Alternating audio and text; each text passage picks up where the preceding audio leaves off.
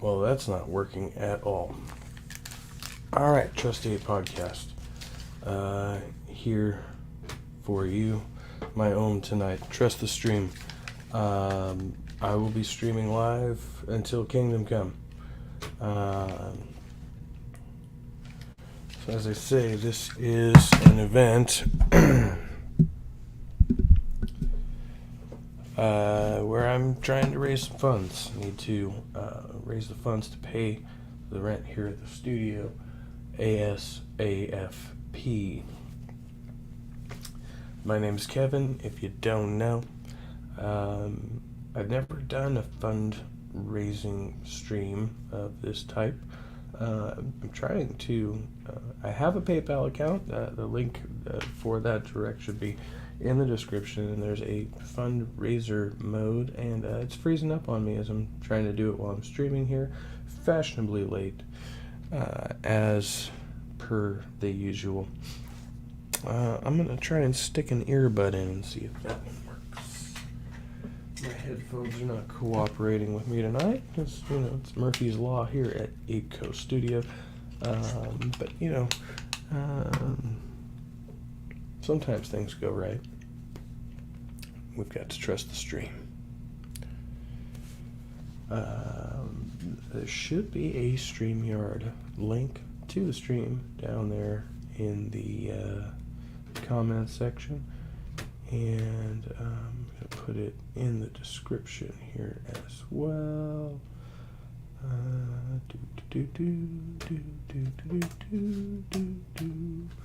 I know what I'm doing. Oops, not that one. What's that one? Jeep, is it? Oh, it's each. So screen sharing's not working for me. Uh-oh. Maybe I can't do that. It's not letting me do it now. Oops. Oh well.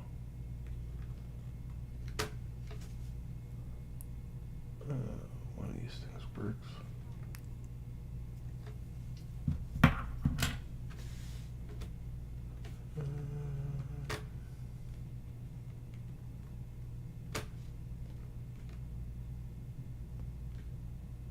There we go. Alright, now I have a headphone or earbud thingy that works.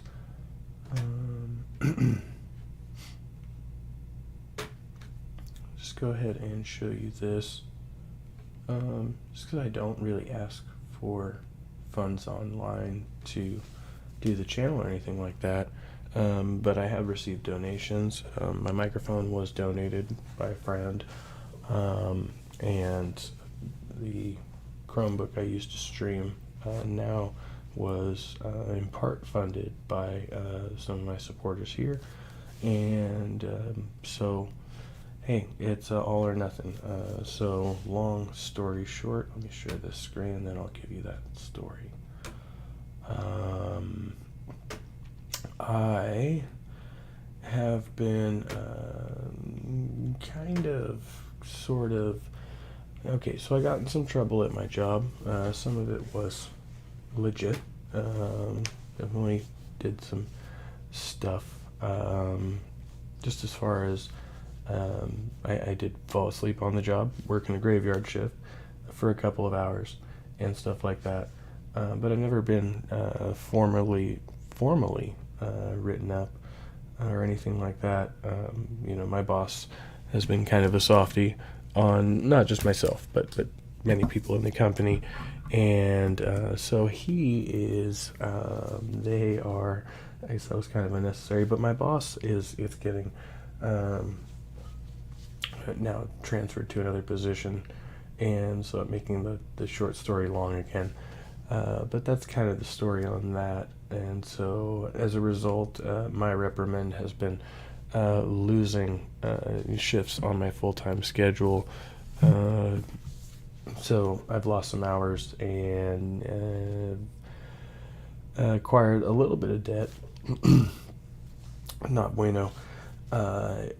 Generally, I'm Well, I'm even keel as far as the whole credit thing's concerned. It's not bad credit. I don't have big debts. I've never had credit cards or anything, but now I'm kind of looking into that, and so I do have this PayPal cash card on the way, and they've offered me a line of credit with them, and I get a line of credit through my personal credit union, my financial institution as well, which is nearly maxed out. Now that's the negative reflection on my credit score right now is that particular thing.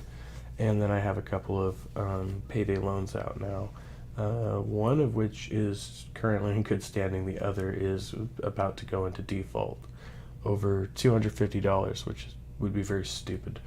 So, that's the situation I'm in. I've been in this office for a little over 6 months now. I've been able to sustain it here, albeit, a little rocky. And I'm trying to actually legitimize a business doing sound and audio engineering out of this place. I really like it, and I think it's good for me overall.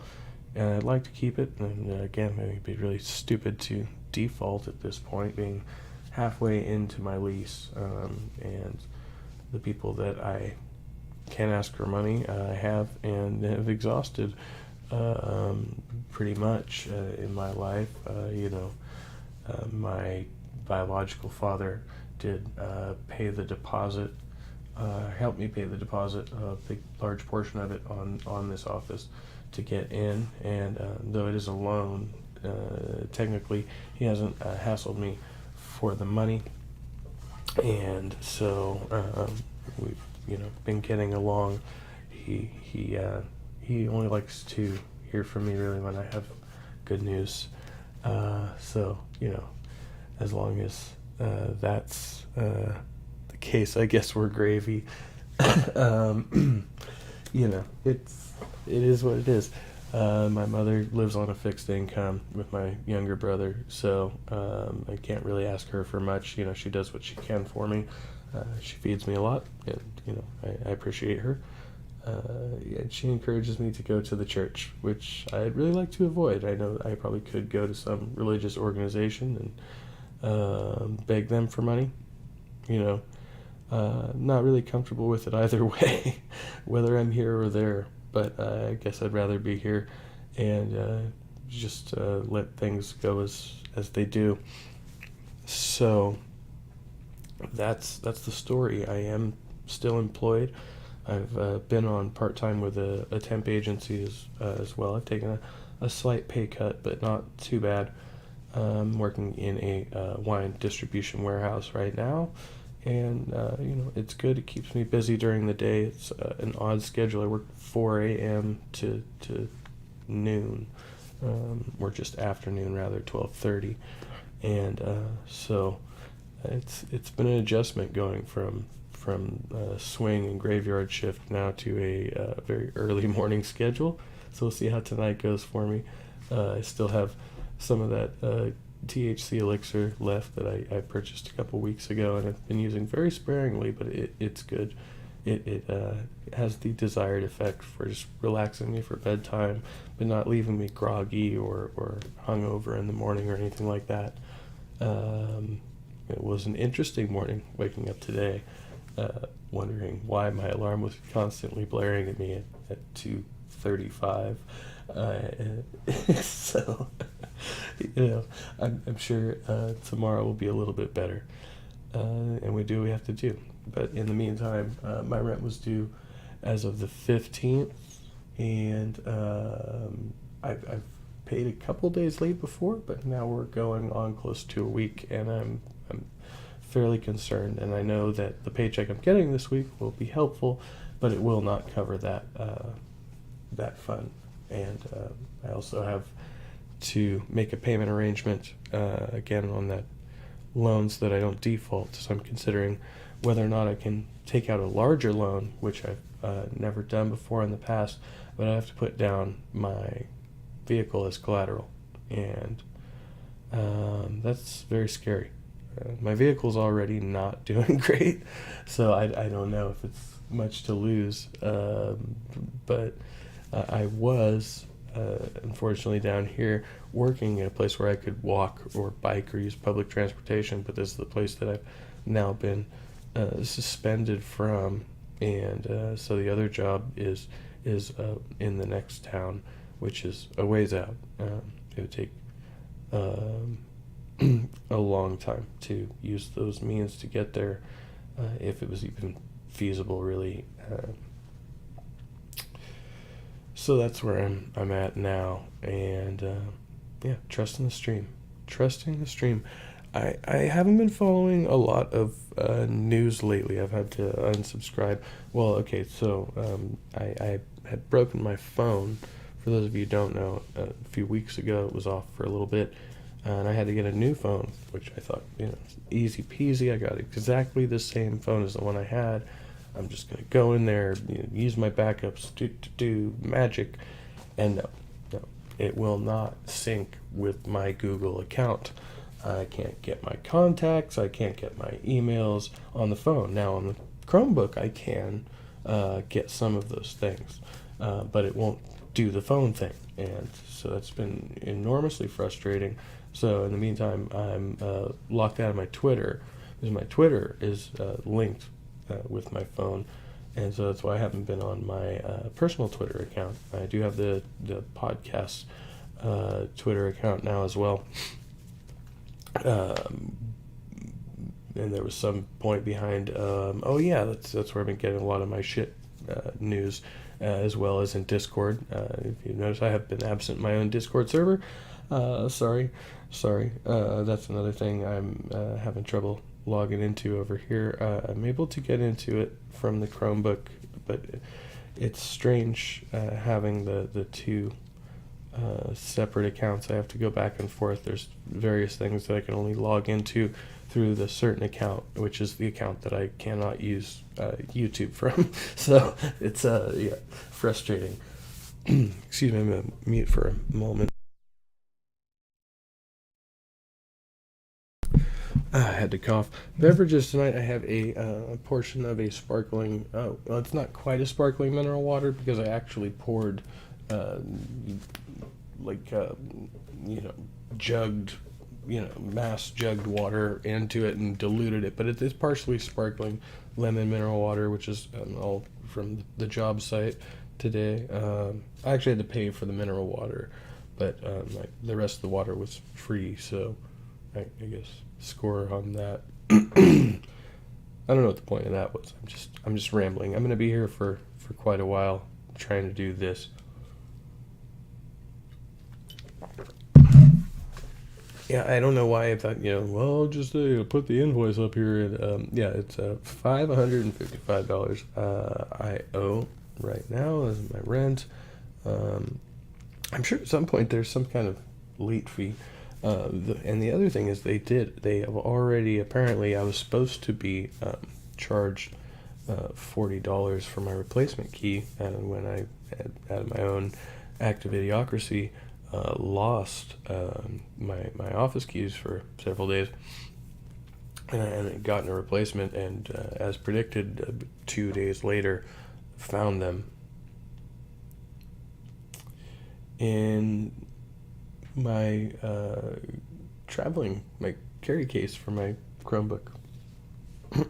So that happened, and I was supposed to be charged $40, but I did return the other key, and now I have a spare key for the door to my office, but I returned the other electronic key, and apparently I'm not being charged that $40, so they're being very gracious about that right now. But again, I want to try to stay in good standing here. I've just listed the business on Google. You can Google ApeCo in Petaluma. I am listed under the wrong industry because I thought it'd be funny, and now I realize it's not, as in audiologist. But hey, whatever. It's on there. There's a link, I guess, so people can call me through Google, but it would be like a routed Google number. So yeah, interesting stuff for you there, and I am able to receive some light packages here at the address listed. And if you send like $5 in a self-addressed stamped envelope, I'll send you a nudie or something. I don't know. I'm just thinking things up as I go. Uh, who takes actual, papered photographs anymore? Who does this? I don't know. Not me. Not in a long time. I do have a collection of them. Unfortunately, I lost most of my photos from my Polaroid days and my disposable days. Mostly disposables. I was a big fan of disposables. Some Jesus juice. I was talking about the news and how I hadn't really heard anything about. Oh yeah, this is like really, really frozen. It's still. Oh, okay.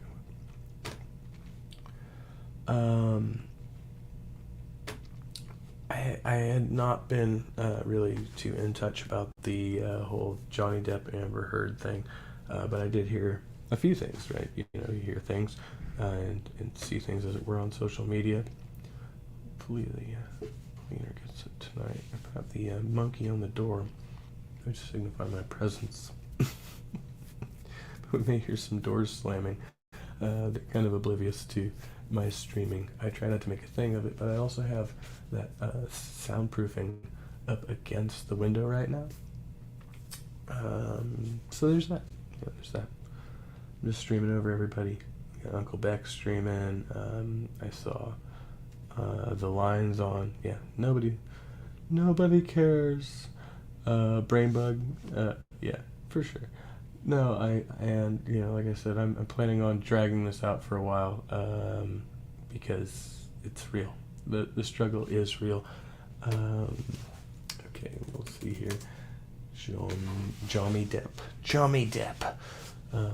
You can't see my screens. It's not funny to you. I just typoed.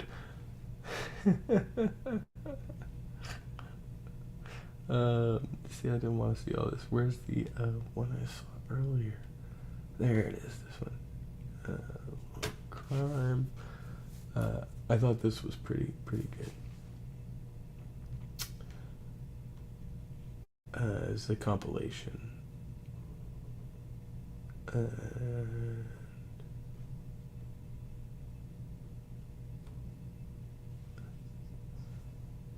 Oh my goodness. I've never seen this before. By the way, this is not something I subscribed to. It was just recently recommended in my feed, so I'm not gonna be able to find it.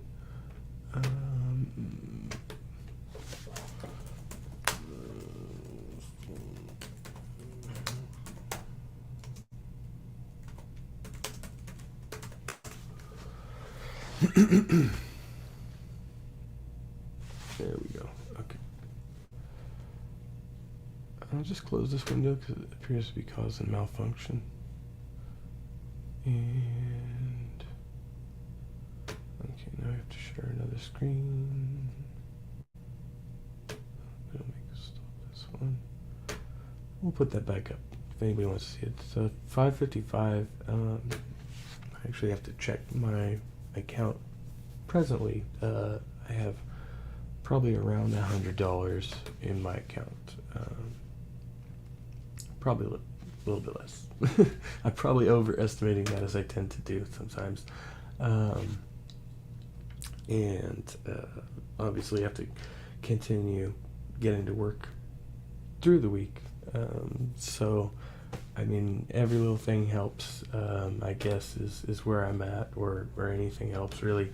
Well, that's always the case, but as I say, a little more dire straits than usual. So this is fun directly to rent, to stay in the room I'm here streaming before you. And as I said, Friday will bring a paycheck, but that will not actually cover the rent. That's for certain. I can't say exactly how much. I could guesstimate it for you. Maybe we'll do that. Maybe you can watch me fumble at maths a little bit. But let's watch this. This is pretty funny, I thought.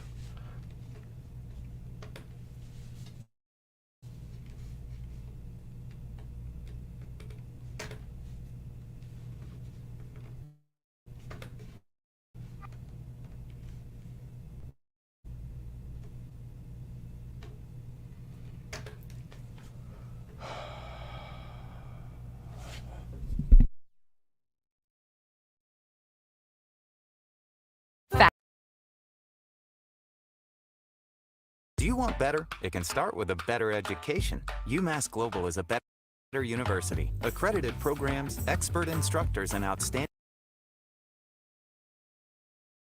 support mean better student satisfaction. Better enroll now at umassglobal.edu.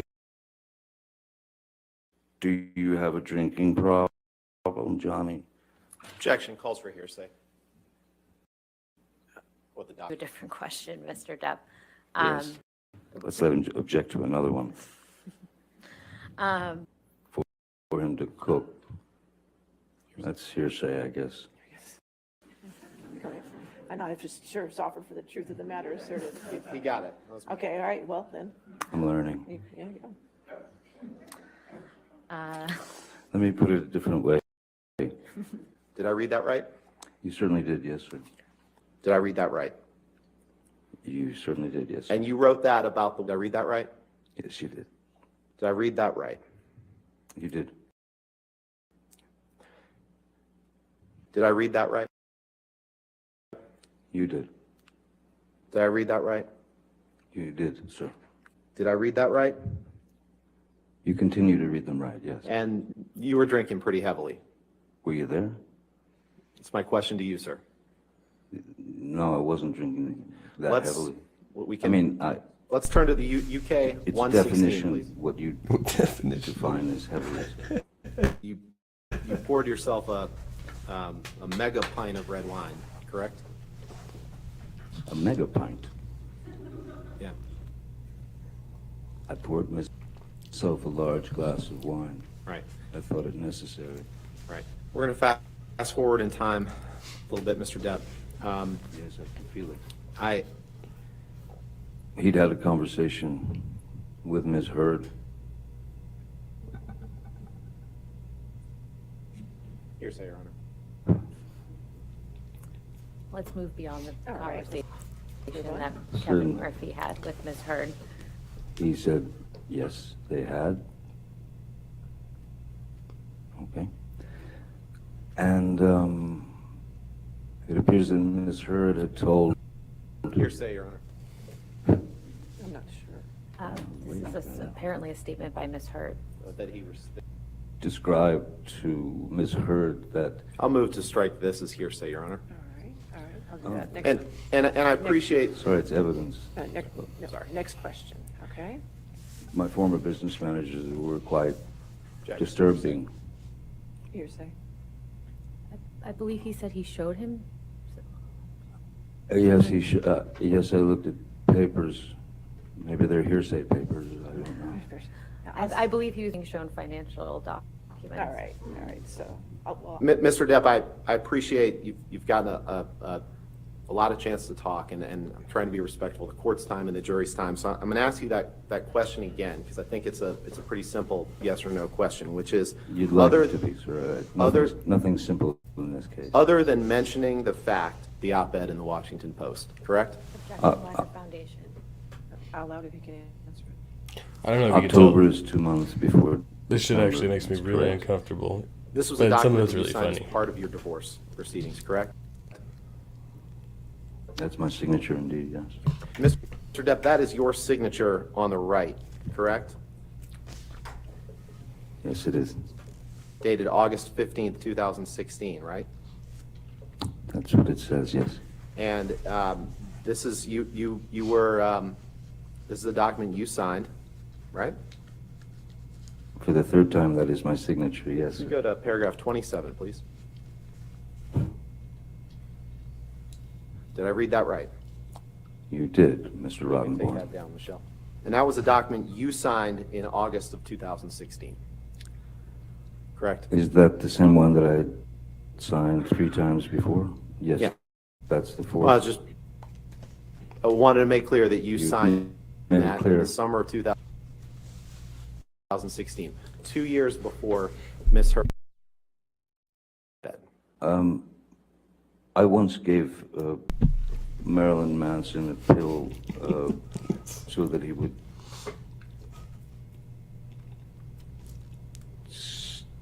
stop talking so much. So even the All right. lawyer just left. I have other uses for your throat which do not include injury.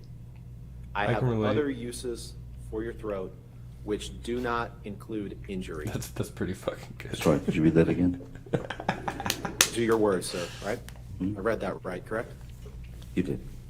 But, so yes, You didn't I react. did assault a couple of cabins, but I did not touch Miss Heard. And As you can see, I think, no, 333. this is day 2. This is from the UK trial. Yes, we seem to be there a lot. I was going to end up with a very ugly situation with Amber, so Mr. I Depp, doubled up with respect, the, trying to respect the court's time and the jury's time, that was not my question. My question I was simply, understand. When you would take 5 agree, minutes to look for a you would agree, document. you would agree that, let's do it this way. Let's pull up Exhibit 500, please. 500? 500, Defense Exhibit 500. That's Exhibit 5. Yes, I'd like to see who I lied to. Okay, and a very different thing from what you texted Paul Bettany, correct?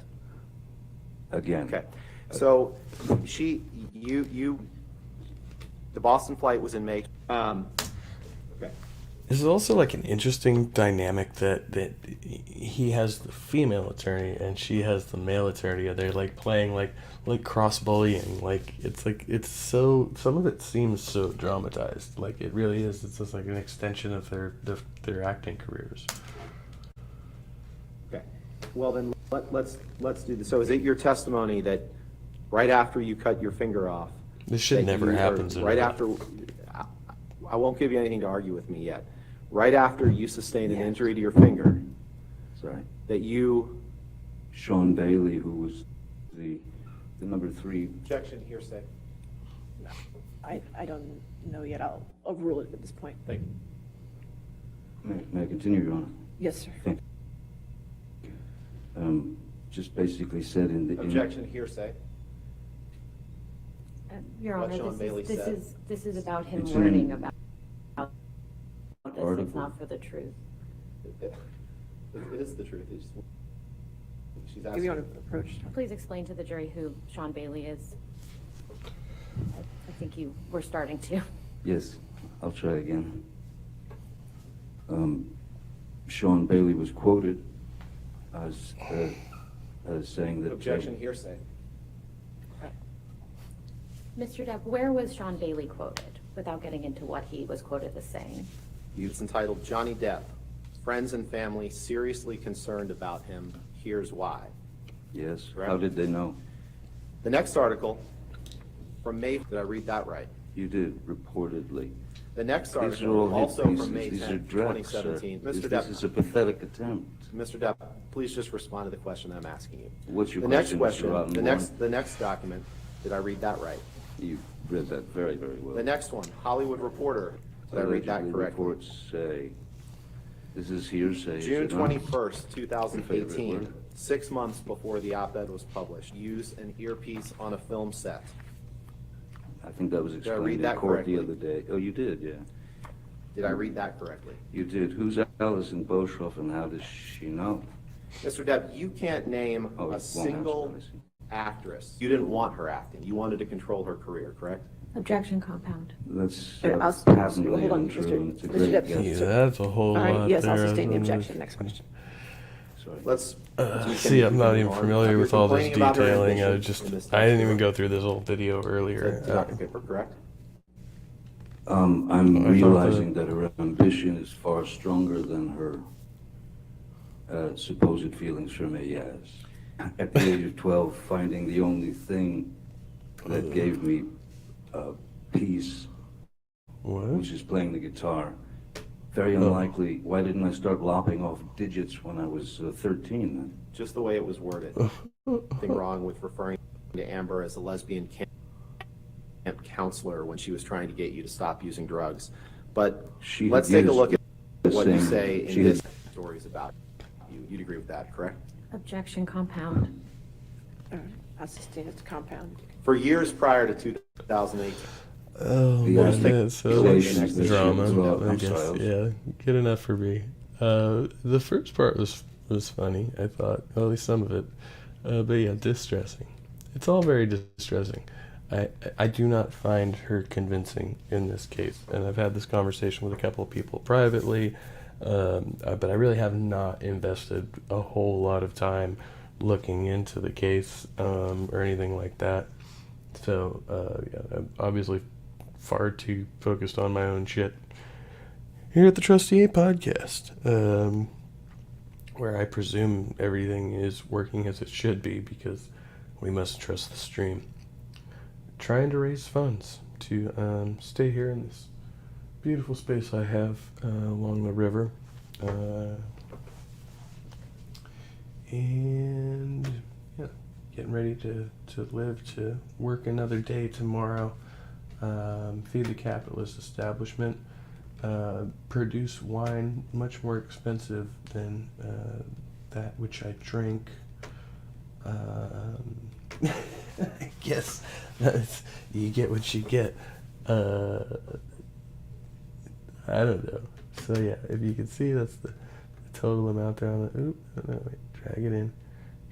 I almost know how this thing works now. No. Now that we've dragged, we need to. Mother. Okay, well you can see it there, so that's fine. Okay. This, yes. So I'm trying to raise well, somewhere as close as I can get to that $500 mark. I've got 3, 6, a little over $1,000 in debt right now, and somewhere around $100 to work with. And I have the spill. So, I'm in between spots. I'm in the spot, but I'm in between the other spots. I do have other full-time work positions coming up available. I'm trying to make the best out of this thing I have here. And as I expressed to a friend, even in a really bad state, when I showed up to a show, I was working the sound at recently. You may have heard about. I did get paid for not for the performance, but for being the sound engineer that night. Had I been a better sound engineer and had the right equipment and been all about my shit, I might have made better money. You know what I mean? It was kind of miraculous that I did get paid, that I didn't get shoved out the back door promptly. For all intents and purposes, you got to be realistic about these things. I mean, people are about their business. I don't like that whole capitalist miss bullshit, but I also do admire stories of these underdogs that come out and whatever it is, you got a garage, you got a little office. And you just pull yourself up by your bootstraps and do what you want to do and do what you love to do. And I love making music. I love producing music.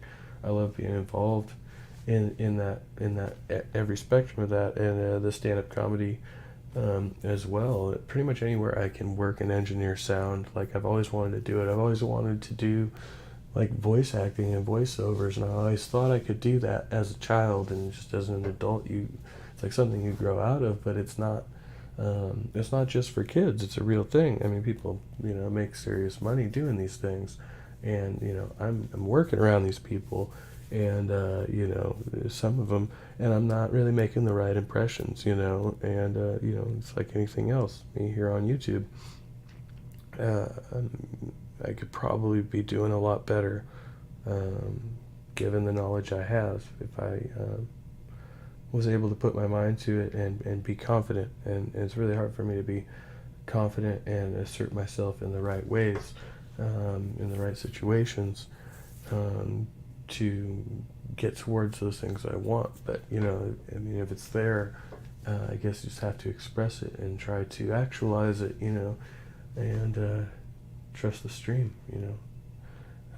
That's all you can do. At the end of the day, put forth your best self, or even some condensed version of your best self, I guess. As long as it's not your shittiest self, 9 times out of 10, hopefully, But like I've had more than a few bad days, and I haven't always been my best self, and I joke because there may be, I assume there's probably clips of me from my old YouTube channel, clips of me back before I was even on YouTube when I was tweaking hard, like in a Walmart parking lot, and I'm on one of those guys in that website, and this is the world we live in, so it's just something you have to accept and try to move on and do better, maybe, just maybe. So that's me. I'm here. I guess I could try to boot up PayPal again. Going on 40 minutes. Ain't got no friends. It's just, I know it's because everybody else is streaming on Wednesday night. Hump Day is very popular around these parts. And, everybody knows, Oh, there they come. I hear somebody. This old washed up druggie's out here begging for money. Yeah. Whatever. Like I said, you do what you can do. I had somebody message me. I don't want to talk at length about it too much. I don't think it would be appropriate. Somebody messaged me to remind me, I guess, that of some of the really, really poor decisions I've made in my life, or really, really terrible situations I've been involved in that are extremely regrettable, and the fact that I, neglect to mention some of them on YouTube.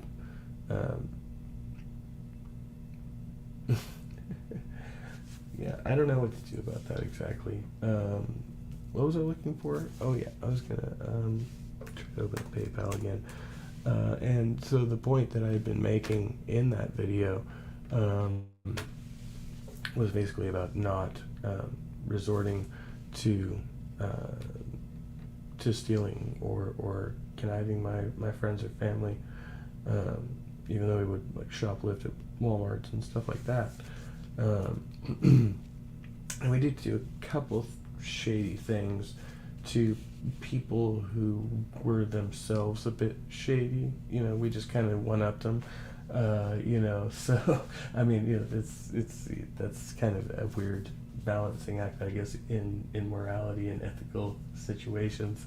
But we definitely, can up the ante on the shadiness in a couple of situations, but not on the generally, right? So I was referring to that, and so this person, again, like deep history, had reminded me of some other things I had, gotten very wrong, and I could acknowledge that that I was very wrong in those situations. But do I have to be public about all of that? Like, is that necessary? And is it everybody's business? Like, if you want to, and some of you do, there are people out here, for sure, you can go and do a background search on me, and I'm pretty public with my information. You can find my little rap sheet, whatever there is of it, which is it's minor. It's all misdemeanor crimes, I guess, in terms of the U.S. law and stuff like that, with one exception, which is a charge. There is a so my charges were dismissed due to a lack of evidence and the lack of the corroborating witness, right? But the so in the eyes of the court, I guess that's not actually being acquitted of the crime, right? But that was also not merely a felony. They had threatened me with a felony if I did not plead to a misdemeanor. So that was their deal. So and ultimately so anyway, that's the long and the short of that story. And like I said, not the decisions you love to make in life. You look back and go, yeah, I wouldn't want to do that again. It happens. Titan, good to see you. I am here raising funds. I'm trying to keep this office here running, so I'll be here through the night as long as I can stand to stream. And we've got several hours to try and get some money. I hope my links are working. I don't ever do this, so yeah, I put put this out here last minute, last resort. I'm working an odd job. Well, I shouldn't say an odd job now. A job that I've done before through an agency I've worked through before, but it's not a permanent position, right? So I'm working, but my rent is nearly a week overdue, and I don't have the means to make it financially through the next few days. It's a sinking ship, so I'm confident I can get back on my feet here, and so I'm just looking to see if I can get some help, and spilling my guts all over the internet. So yeah. So, as I said, so you can go look at me, and I'm being fairly upfront about my history when I say, like, yeah, I've done some regrettable shit in the past, but I don't ever actively seek to rip people off like some people. Other people want to, like, air out more dirty laundry. You know, members of my family, people who I'm blood related to, who have, like, actually legitimately fucked over some people, and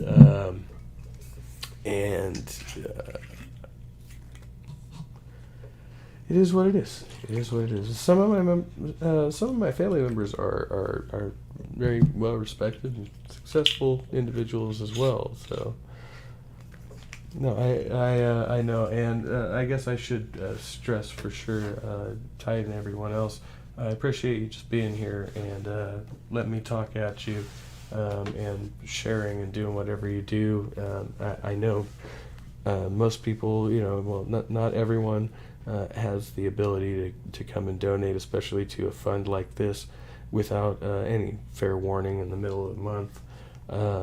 You know, this is a situation I put myself in, and I just want to see, you know, put it out there into the ether and see what happens here. But I'm rarely able to donate to others myself as much as I'd like to, because I am working full time essentially, well, for the most part, but I generally live from paycheck to paycheck on that working income, and so right now I've just fallen behind.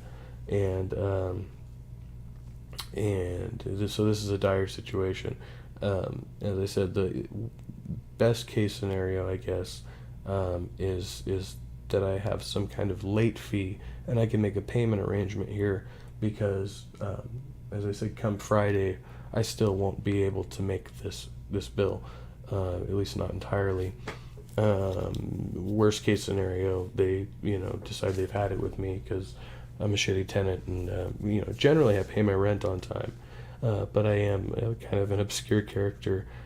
We have various peoples in the office, a matchmaking service, some people who help with immigration services and things like that. Very professional peoples for the most part, upscale, and some others who I think may be kind of strange like me, but nobody doing precisely what I'm doing as far as I can tell, and nobody who stays here as regularly as I do, as far as overnights and things like that. So I try not to push it. I really do. Like, for the first few weeks I stayed here, I mean, I had the office, but I was so scared to get caught sleeping here. And I would come in and I would take a nap from like midnight to 4 a.m. and then I'd go back to my car and drive away and go sleep in a parking lot somewhere. And eventually it got so exhausting and I just stayed here more and more, and now sometimes I can be here for a full 48 hours and see the managers, the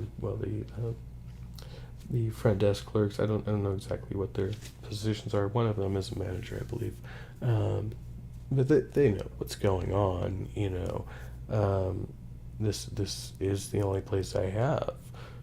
It's here in my car. There are times when it's feasible for me to stay at my mom's, and then she's not consistent. The place that I was staying previously with my other family member, I'm no longer welcome to stay there. I can come over occasionally to do laundry or get a meal, but that's about it. And it's pretty few and far between. It's a very uncomfortable situation, and so I'm stuck with that. So this is my go-to. I'm here. I'm in my car, and well, the car is a whole nother story. It is a money pit. I have to admit, I love driving it, but it's a money pit, and it keeps getting worse. And I can't quite figure out what to do about that, because in the situation I'm in, I've lost quite a lot of money over the past few years. If I sell it now for cash, I'm losing.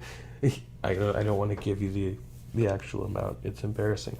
Close to $20,000 overall, all in all said and done over a maybe 5-year period. I've probably put about $20,000 into this vehicle, and it's falling apart. Right, it's falling apart. That's the purchase and everything else, but that's, you know, monthly payments and interest and breakdowns and all of those things accumulated.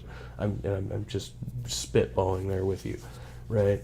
But it's the purchase price of the car with interest and all of that accumulated. That's at 5 years, yeah. So I mean, that doesn't sound like a lot to you guys, but it's like the most money I've ever invested in anything, short of my musical equipment. Which actually, most of my musical equipment actually was not. It's like my clothes. A lot of it's hand-me-downs, or I worked for it in some capacity.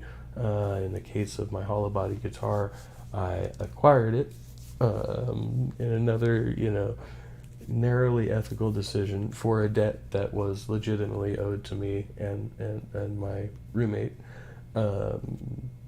So yeah, but I've had that guitar ever since, and that was back in 2007, 2008, so a long time ago, you know, by my standards.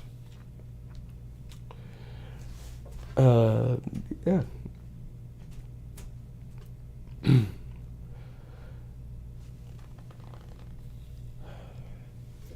Let's see if we can find something funny, something. I have the PayPal back up again here. Drinking a little bit of wine, just a little bit of cheap red wine. Because if you're gonna go out, you might as well go out with red wine, I guess. I don't know.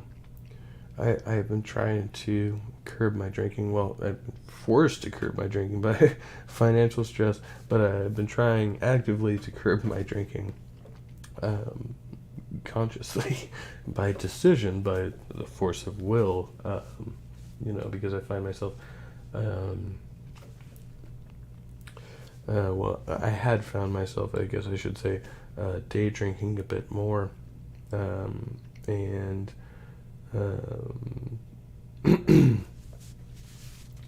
I felt there are definitely aspects of my health where I can feel it affecting me, and I can also feel the withdrawal symptoms. So a part of that has been sleeping much longer hours, which I'm not going to be able to do tonight. But tomorrow I do not plan to stream, so tomorrow pretty much I can just get off work and come here and take the elixir and just give myself a very long sleep. I slept for almost a full 12 hours the other day. And it's not just the effects of drinking, it's also smoking. And the problem is, when I don't have cigarettes, I have a tendency to do some extraordinary things you wouldn't think of to smoke tobacco that are less healthy, if you can imagine it, than cigarettes themselves. And so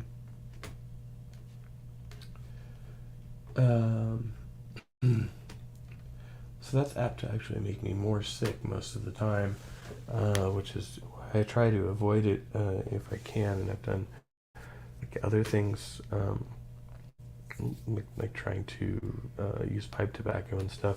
One thing I do have a bunch of in my storage are the lozenges. They're like menthol lozenges to quit smoking, and I absolutely hate the menthol, but it actually soothes the nicotine craving.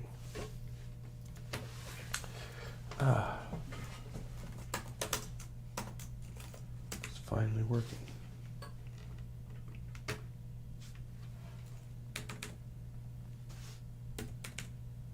No. Okay, that's fine. And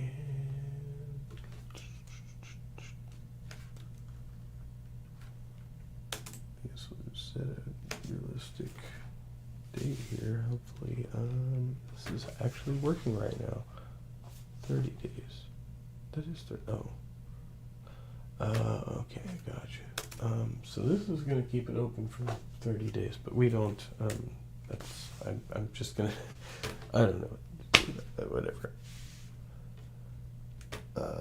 No.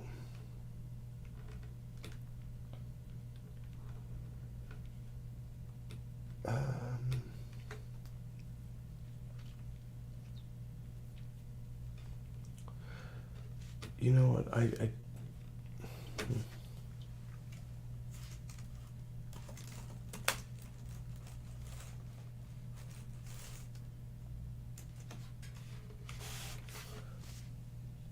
You want me to describe my fundraiser? How do I describe my fundraiser? Help! So I'm gonna put help. Because I'm really not keen to this shit. I'm not keen to it at all.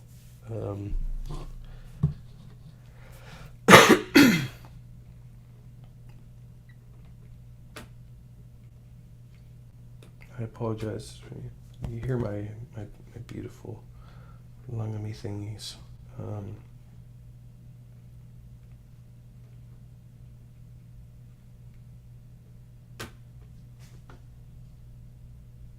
Whatever. It's not going to work out anyway. The other good thing about being in here is I can't smoke. See? So that's a plus. That's a positive. As long as I'm in here, I'm not smoking. Although I have occasionally, on occasion, flubbed a bit and vaped just a little bit. So yeah, there is that. I did vape a little bit, but it doesn't smell bad. It's like fruity and minty, and it just smells like the other cleaning supplies we have in here, which really worries me about actually smoking vape. But again, that's another go-to when I have no choice in the matter.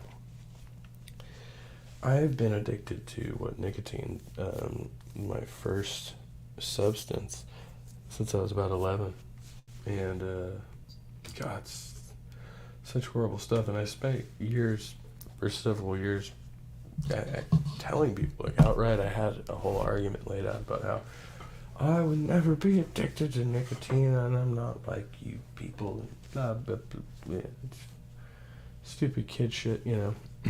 Idealism. You think you're so much smarter and stronger than everybody else.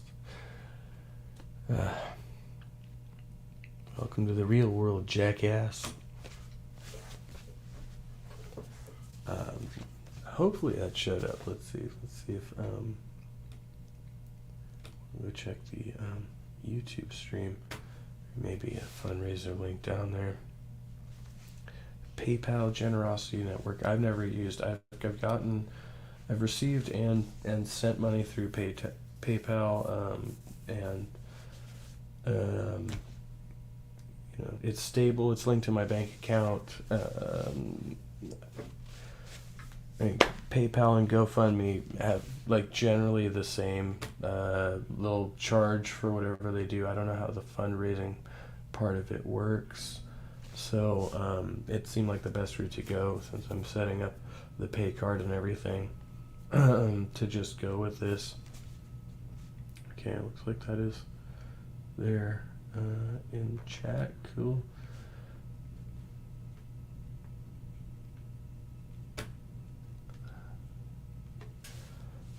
I do have the Stupid Monkey Philosophy channel up, and I have an email account linked for it now, stupidmonkeyphilosophy@gmail.com, and looking to schedule some more, some shows up there, on there, and some debates, and stuff like that, possibly in the near future. Discussions. I prefer discourses. I mean, debates can be fun, but you know, it is what it is, I suppose. I don't like when they get super heated or turn into dumpster fires, or there's just a lot of fire back and forth where there's not any guidance or moderation. Sometimes you start to feel like you're really just hearing two people froth at the mouth ad nauseum, you know, like you can't, like, I don't know, I used to get a lot more amusement out of those debates and shows like the Atheist Experience, which I know Dillahunty hasn't been doing as much. Dillahunty is one that's like, I was a huge Matt Dillahunty fan. It's one of the things that really inspired me to get into the YouTube experiment and stuff. But over the years that I listened to him, I found that I started to kind of have this toxic online relationship with Matt Dillahunty, where I started to like kind of despise him a little bit. But it wasn't him so much as and he made statements about it himself, where he was like, yeah, no, I realize that I'm that ranting asshole, you know, kind of, you know, it seems as such, but, you know, again, stating the importance of what he does, and I think it is important, but monitoring your mental health and your reaction and how far you carry that out into your interpersonal life is much more important, and that's what I was doing. You know, I was like listening to Dillahunty, and then I was going into work like, and I was like, oh wait, wrong place, don't do it. And I do that now mostly with my family members, where it was never an issue before, and now that more of them are becoming aware of this, now we have to have those conversations, and they tend to be very rough. It hasn't gone the route of complete disownership, not over that. Surprisingly, I have other philosophical and personal positions that are far more offensive to my family than my anti-religious stance. And again, that goes into, you know, things that don't really need to be talked about on the channel. But there's some element of me actually, you know, like when I've said before here and on my other channel that I went through so much of my childhood, like so many people do, like believing that I was smarter than anybody else, smarter than everybody else. Like I'd outsmarted my teachers and my parents and all of those types of things. And as it turns out in my adult life, a lot of my family members actually treat me like that was in fact the case.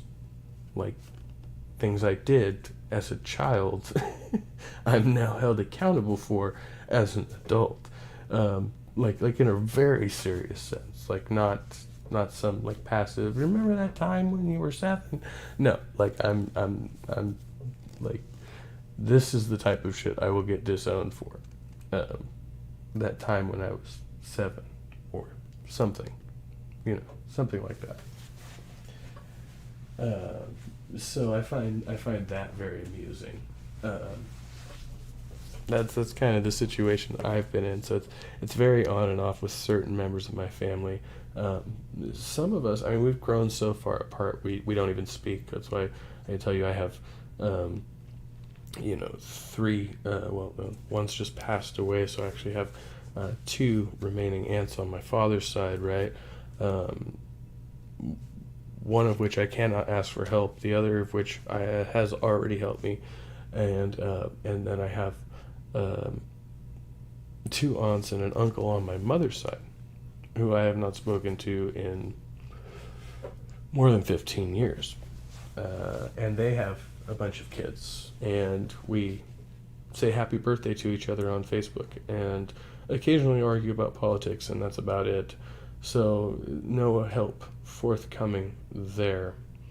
I wouldn't condescend to ask.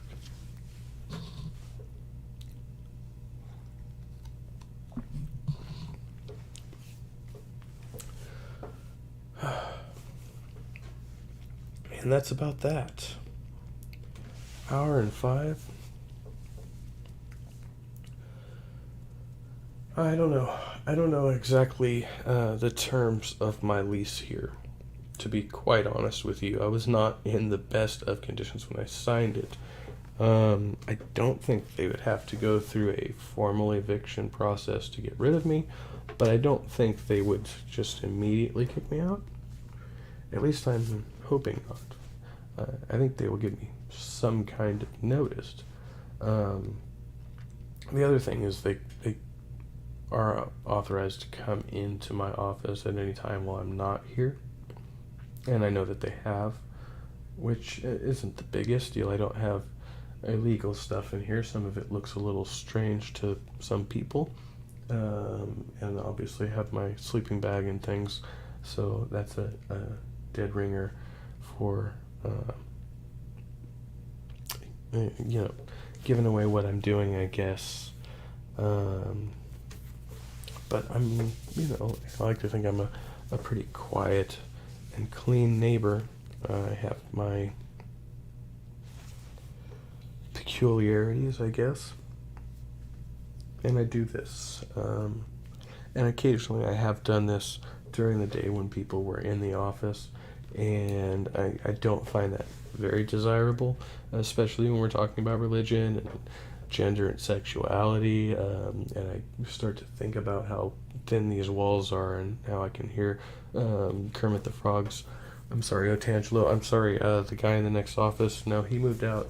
There's a new guy in the next office. He's an angry African man, but we'll not talk about that. Just more tales of woe from your humble narrator. Trust the stream. It keeps on flowing.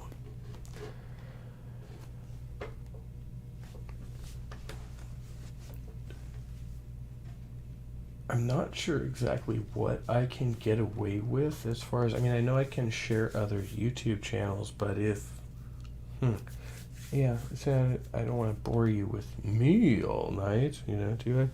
See, maybe the ukulele's in tune. That could be good. I actually was on Praise's stream, it was last night or the night before, and they were playing some worship music, and it wasn't bad. I still do appreciate some of the worship music. I don't agree with the message, but I feel the harmony.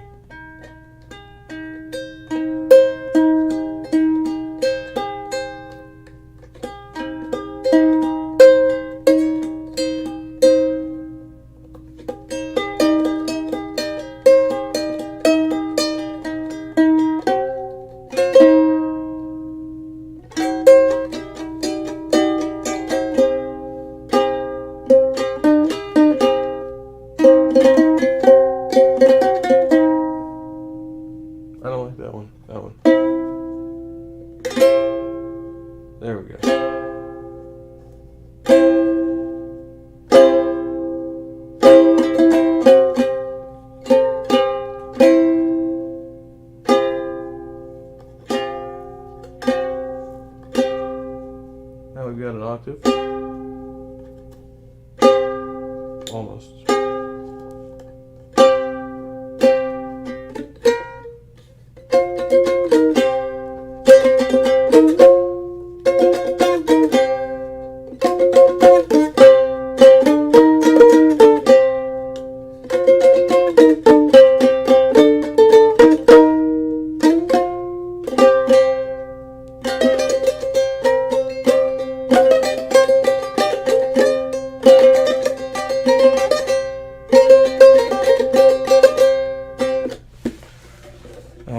Not quite in tune, but close.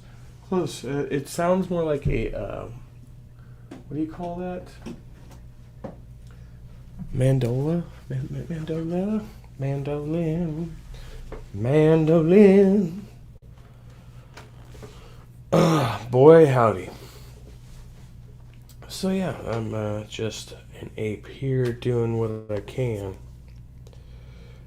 Saying, hey, I've seen a lot of people, raise some funds. I've occasionally raised some funds myself. So, hey, while I'm just here by myself this evening, I'll run a stream and see what I can and cannot do. And let's try this other thing out I did the other night. It worked all right. When in doubt, play the guitar. My mama keeps telling me I should go at busking. But I don't know. I don't know about all them apples. They don't seem like my style.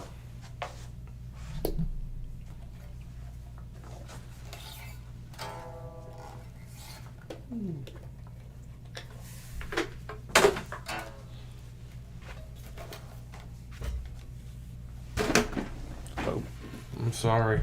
I'm awfully sorry.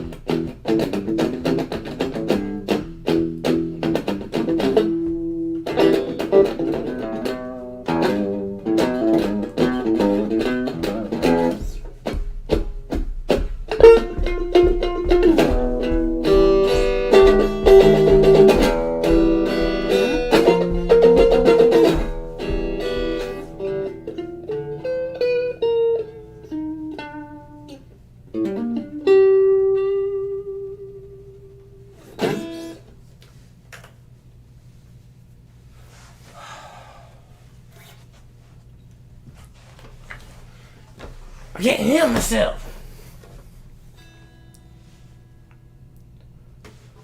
I don't know how that's gonna sound for us on playback. I need to eat as well. I may actually eat on this stream tonight. Maybe somebody will pay me for that. Maybe they'll pay me to see how quickly I can eat a bowl of cupped noodles. I don't know. I've got to think of something crafty.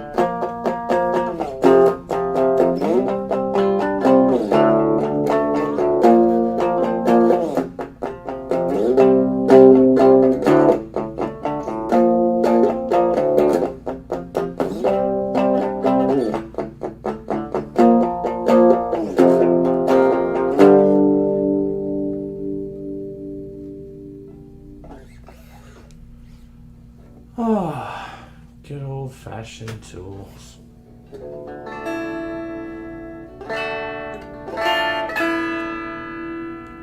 Got that E a little high. Back before I blew my eardrums out, I used to be able to tune that way, and it actually worked. I swear.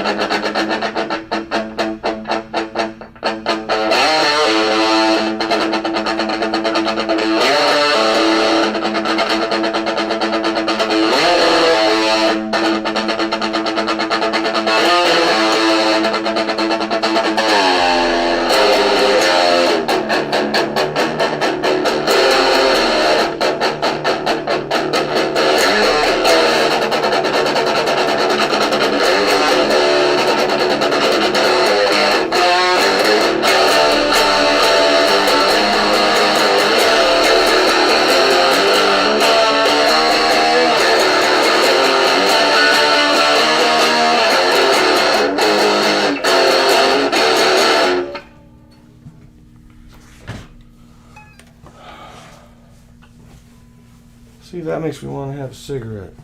Damn yous. Damn yous all to hell.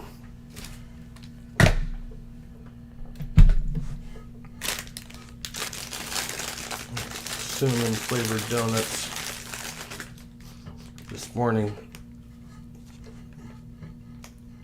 on my way to work. I don't think they're good anymore.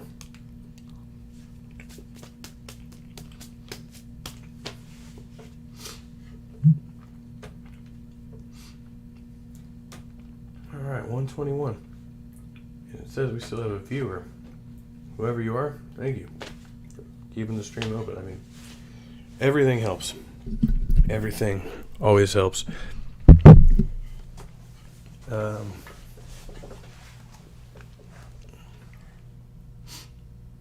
we can share the link again, just for good measure.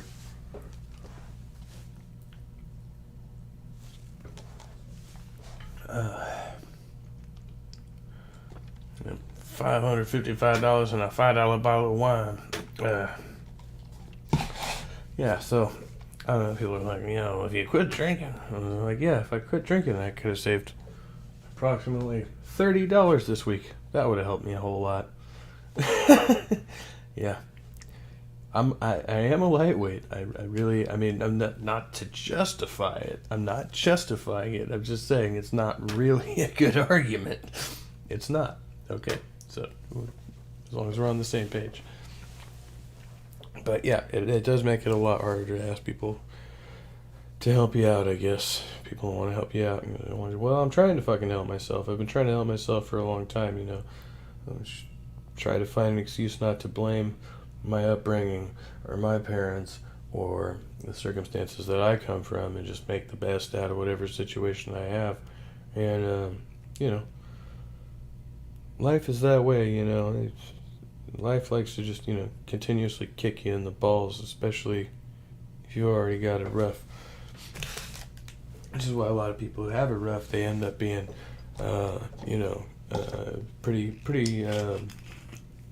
pretty cold people oftentimes once they make it out, and all of a sudden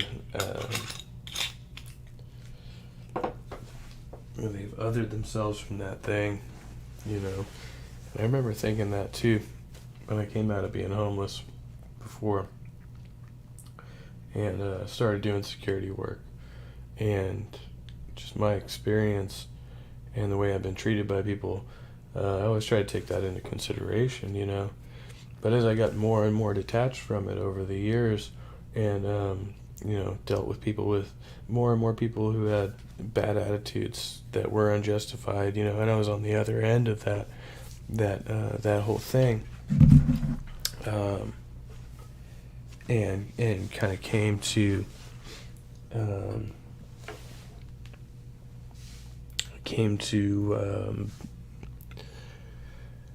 experience, I guess,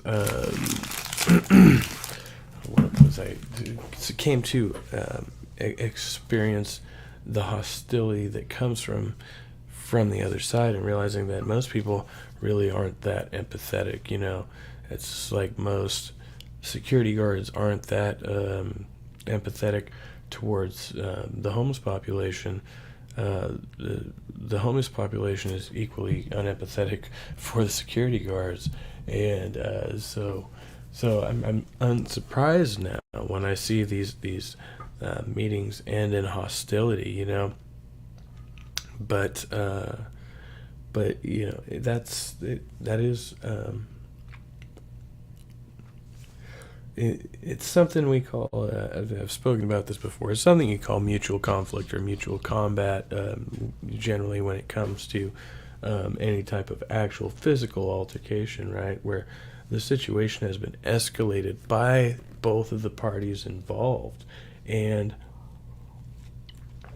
once you come to that point, you can't clearly discern who is the aggressor and when the act of aggression takes place. And both parties are essentially presumably guilty of some type of unlawful behavior. It varies from time to time.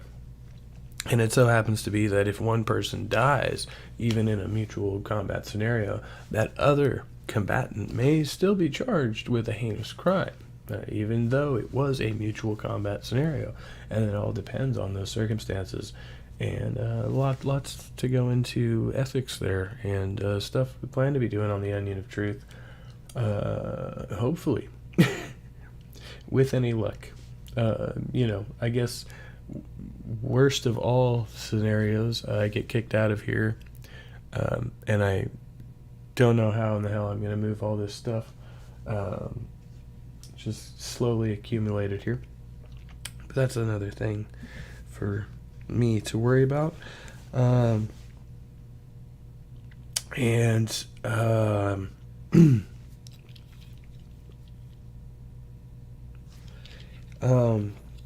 go back to, well, I still have my car, and come to you from the phone whenever possible. I guess that's a possibility. YouTube obviously is not the most important thing in life, but like so many others I've come across and speaking my mind on here and speaking my truth on here, I guess I've effectively othered myself from some of those people that used to help support me a bit. Actually, in at least one case, one of the people that actually supported me more than almost anybody. And so that's part of the game, and just gotta roll with the punches. I'm gonna go off camera here for a second. Actually, try to share my stream link. I really need a cigarette now with my self here.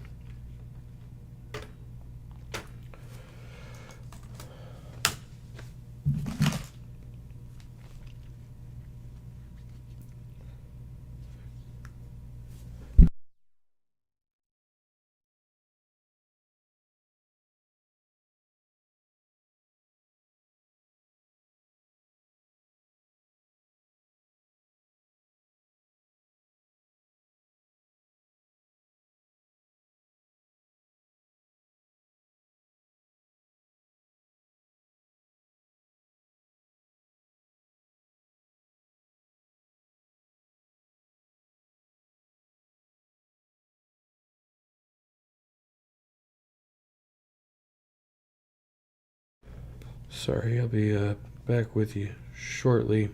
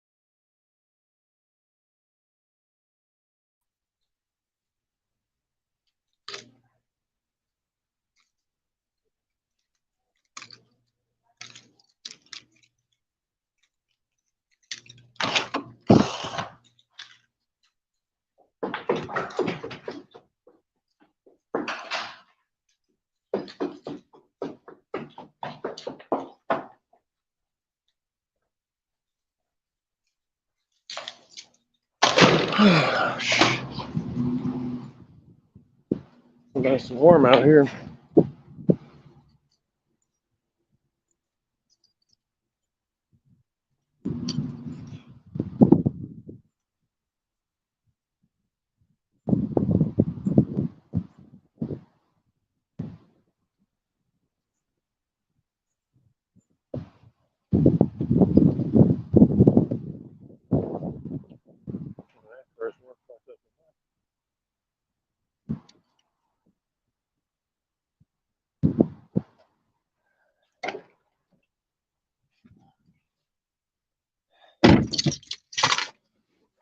All right, that was a little painful. Sorry about all of this. You know, it's rough. It's rough. Well,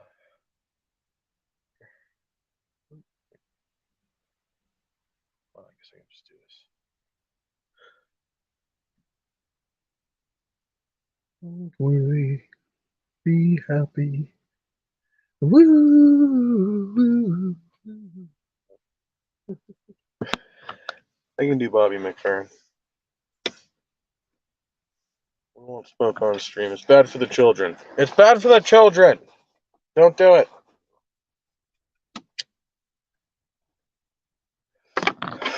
Now the rage is streaming with Oz from the Atheist Network group. So that's cool.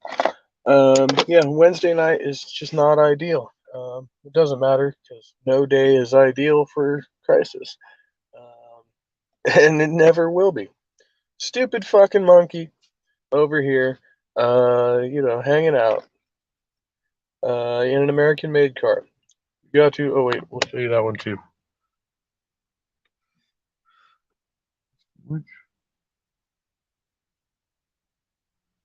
Oh, come on now, it's frozen. Buy American. Buy American. You know what I'm saying. So I've been getting like a superb, like absurd amount of crazy stuff from everything from porn spam to publishers clearinghouse spam to some guy claiming to represent the state of California and a bunch of other weird shit. It's been crazy. The interwebs have been absolutely fucking off the hook lately. And I blame Russia. Personally, I blame Russia for everything. Down with Ruskies. No. I mean, I've met some Russian people in the past. I've liked, I've actually liked. I've had intercourse with a Russian woman, and I don't know why I just told you that, but regardless, yeah, I don't know. It seems like every time there's a conflict in Russia, we just get flooded with fucking crazy shit on the internet now. You notice that? Does anybody else notice that? Maybe it's just me. It's not even like Trump shit. Like at first I was like, "Well, Trump, yeah, blah blah blah," but no, it's not just Trump. They're. But I also I've noticed a lot of them seem to be from Africa, the continent of Africa, that is. And they are fake profiles of women of all types. It doesn't really matter. And once they're smart enough that if you scroll back a few months in their timeline, you'll see them posting pictures of their actual selves that they haven't removed from the timeline, and now just claiming to be this completely different person. And you're like, no, I could totally see you're a dude from like West Africa. I see pictures of you and your family. Why are you doing this? One guy was even a pastor, a preacher of some kind, posing to be a white American woman. And I'm just cracking up. I am fucking losing my head. Like, what are they doing? What are they doing? I don't know. What am I doing? I don't know. I don't know.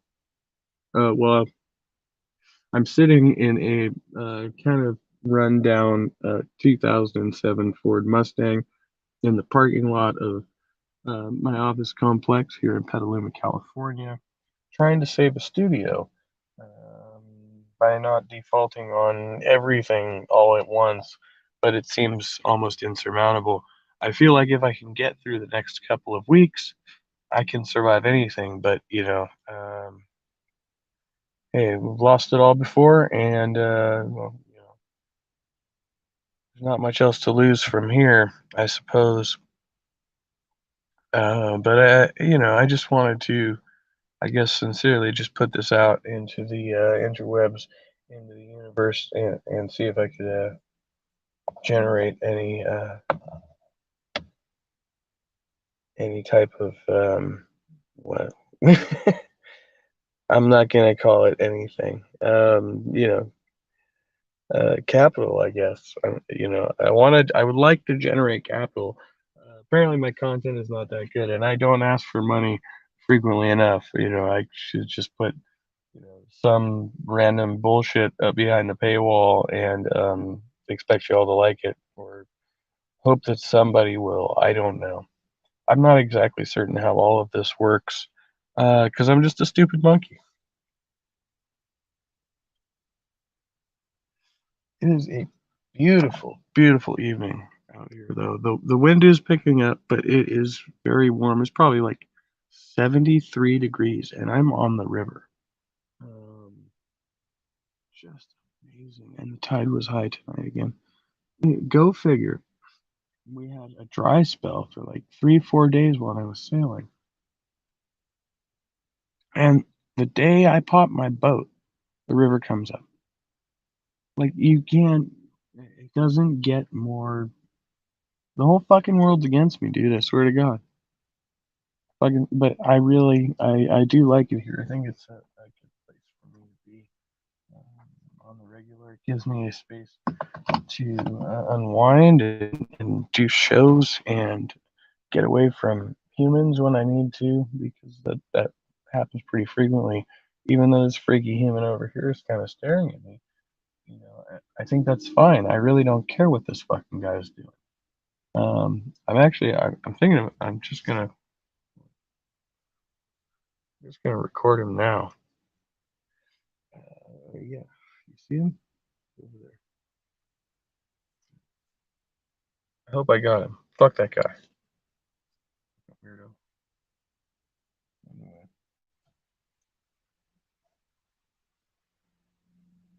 Oh shit, I'm not supposed to be smoking on stream. See. Bad monkey. Bad monkey. And this is why I need an arbiter. I need well, I can't say I need. I mean, obviously, necessity is kind of a finicky thing, and I'm still alive here today. I could say I'm a codependent person. I am sometimes not as fiscally responsible as I should be. I am very codependent in a lot of ways, and that's one of them. One of them is not starting unnecessary fights. Another one is not spending unnecessary monies. And usually I depend on my partners to help me with this. And for the past 6 years now, I've been trying and failing miserably to do it on my own. And yet I consume much less than I ever did. My minimalism is at a peak. It really is like you don't know me. It's fucking insane. So I struggle. I am very afflicted here, and I feel like I've started a good thing, and it's something I should stick with. But um, I just don't know how to do it on my own right now. I don't know how to do it on my own. Trying my damnedest. Oh, he's fishing. That's his deal. Yeah. That fishing pole is literally longer than oh, barely fits. Barely fits. I'm not going to show you this guy. He's an honest fisherman. He's just poaching off the dock. He's-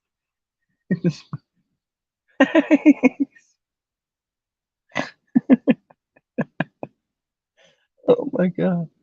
Dude, the characters we get around here are fucking, like, I think I'm fucking off. Like, really, like, there's some strange folk. Some strange folk. I love it. I love the strange folk.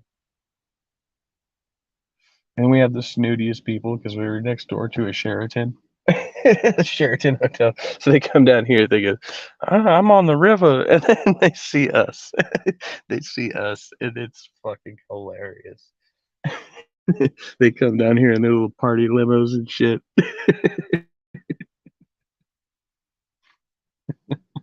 I fucking love this spot. It's good. It is. It's fun. I saw a cop fucking with this guy in the van over here last night, and dude in the van was not wanting to budge. I was like, man, no, he wasn't an actual cop. He was a security guard. That's right. I thought he was a cop because he was dressed like a cop, but he was just a uniformed security patrol. And I was about to approach him, and I looked at him. And no, this guy's like digging his own hole. But I did do him a solid, and I peeled out of the parking lot as the security guard was trying to shake him down. So that had to give him pause. Um, yeah, it's the little things, it's those little things. Uh, they mean a little bit. They mean a little bit, I suppose. It is what it is. I'm just laughing. I'm trying to laugh. Laugh, and the whole world laughs with you. So they say. Oh no! Exactly, I thought my back was green. This thing's almost fucking dead, so I'm gonna hit this fucking marijuana and head back inside.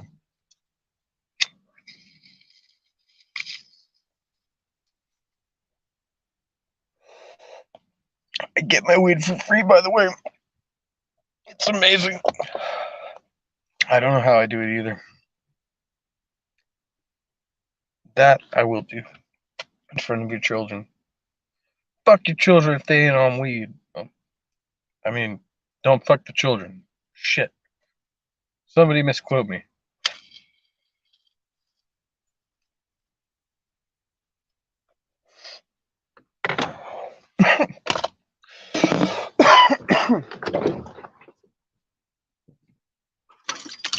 Alright, it's gonna get windy, so I'm gonna mute.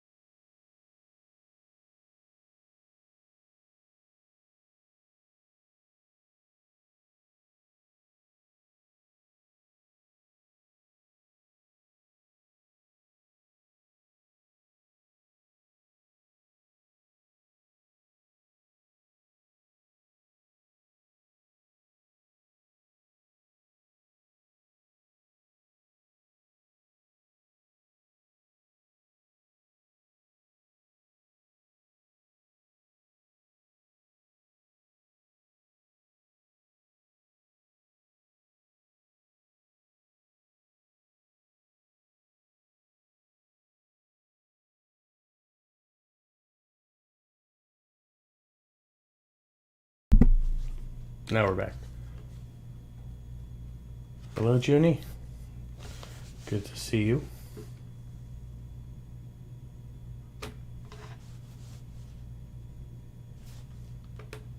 Thank you. I appreciate you. I'm sorry. I've just seen your comments. I'm not sure. It looks like it was a few minutes ago. I was downstairs being emo. But you know, it happens. So we have some fallings out with people occasionally in our lives, and the beat goes on. The world continues spinning, often against our particular wishes. Where did I put the other? There it is. The earphone. The earphone of doom. I put it in there and I get 5G cancer up in my brainstem. And I had a tick in my ear recently, which is still kind of creeping me out. Like I keep looking in my ear, like trying to see it. Wait, why am I showing you that? You don't want to see that. I don't even have a fucking Q-tip. But I'm sure I can acquire one. Yeah. So I have a few videos in the pipe for philosophy videos. I have the Onion of Truth video, which is 50. I'll give it 50%. It's probably halfway done, ish. We'll call it 50%. Okay, and then the anti-mask agenda is now out as of last night, which I put up, which is kind of a precursor to something that is going to go into that that portion, which I call the non-binary method, and how we essentially suss out, if you don't know the term, sort or logically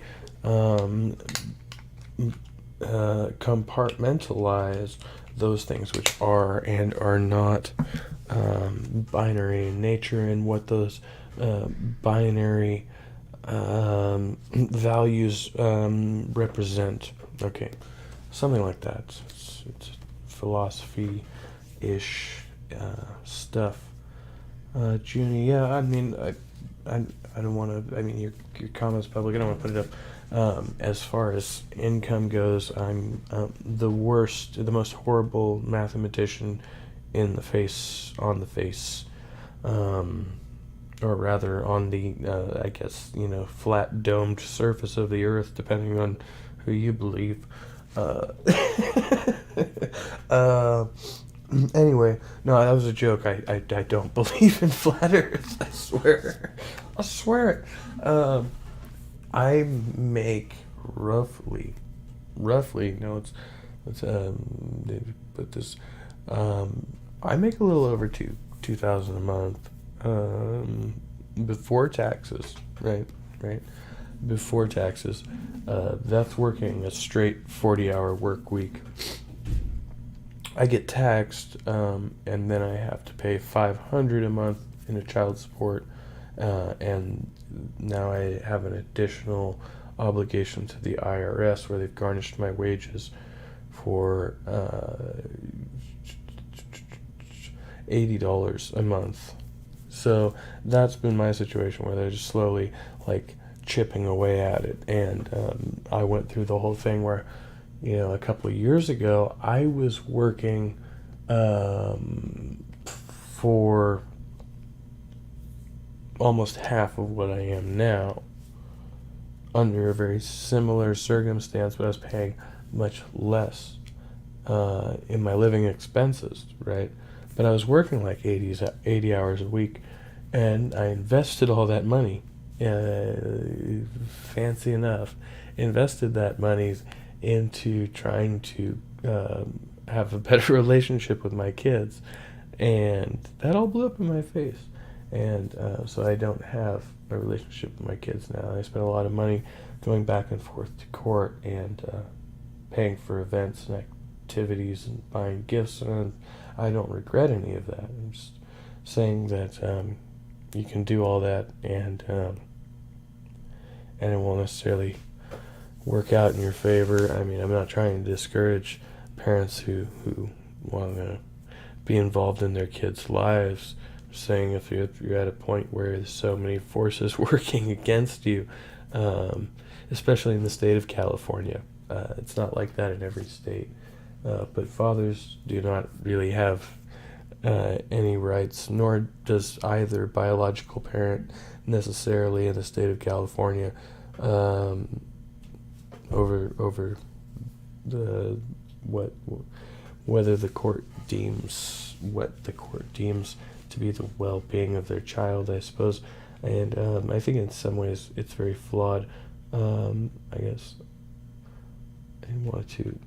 I'll just show your comment. So you're talking about living about off of like $2,000 a month, and there are certainly places in the country where that sounds like really good to people. And the thing is, and I keep trying to explain this to my friends, they're like, no, just move here or there or wherever the rent is cheaper. And I'm like, no, wherever the rent is cheaper, you can't earn as much money. I can demand over $20 an hour at some shit job here. And you know, and that's reasonable. I can't go to some other state and do that. I will making a fraction of my hourly wage for the same skills and capabilities. So we do have an advantage in that way. But it's a balancing act. It's a balancing act. And the fact is that in certain states, especially in California, in touristy areas, which all of California is essentially a touristy area, like people from California are tourists to other parts of California, which is like no other place in the world where you can like find, people from Japan coming to Hollywood, and the people from Hollywood are going to Northern California, to Redding, where I used to live, to get away from the city. And it's just epic. And I mean that in a bad way. I mean that in the worst possible way. Tourists are one of my number one pet peeves, and I hate being perceived as a tourist myself. Like when I go to other people's towns, I try to just blend in and be quiet and not start taking pictures next to everything in the public square, because I find that really weird and offensive. And I just it's just one of those odd cultural practices that a lot of people accept. But I don't think it's correct. And I'm, I know I'm the asshole. I don't have to ask a question. I'm like hypercritical of myself and everyone else, like all the time. And it's a big part of my problem. And it's why it's better for me to just vent and let y'all know how I'm really feeling, rather than I guess let that shit be pent up inside. But yeah, I like this space. I mean, it suits me well. It's done good for the shows, I suppose. It feels nice. It feels like it comes together more and more every day. But, I don't believe in fate or whatever, but they say some things are and some things are not meant to be. I guess we'll have to go with that. Because there are some things we just don't have control over, and I do ultimately believe in that theory of chaos. When some people say everything happens for a reason, I say everything happens for no reason, and so whatever happens to me is just whatever was going to happen anyway, I suppose. Not necessarily what's meant to happen or what's right or what's best, although I guess it is correct in the strictest sense of the nature of the universe.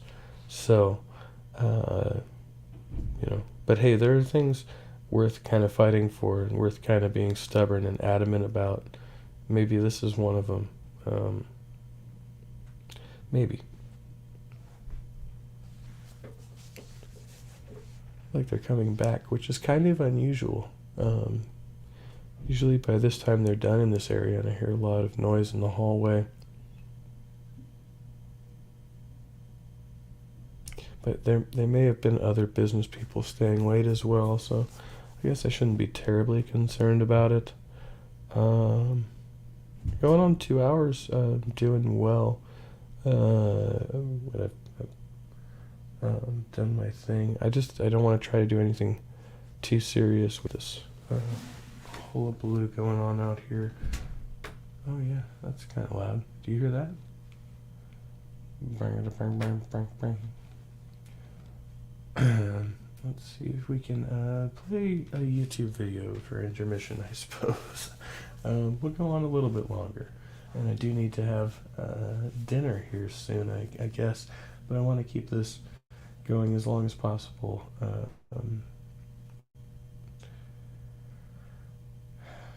Because, well, honestly, I don't have a whole lot else to... Oh, here's a good one. I know I've seen this one before, and if you haven't, then you're welcome.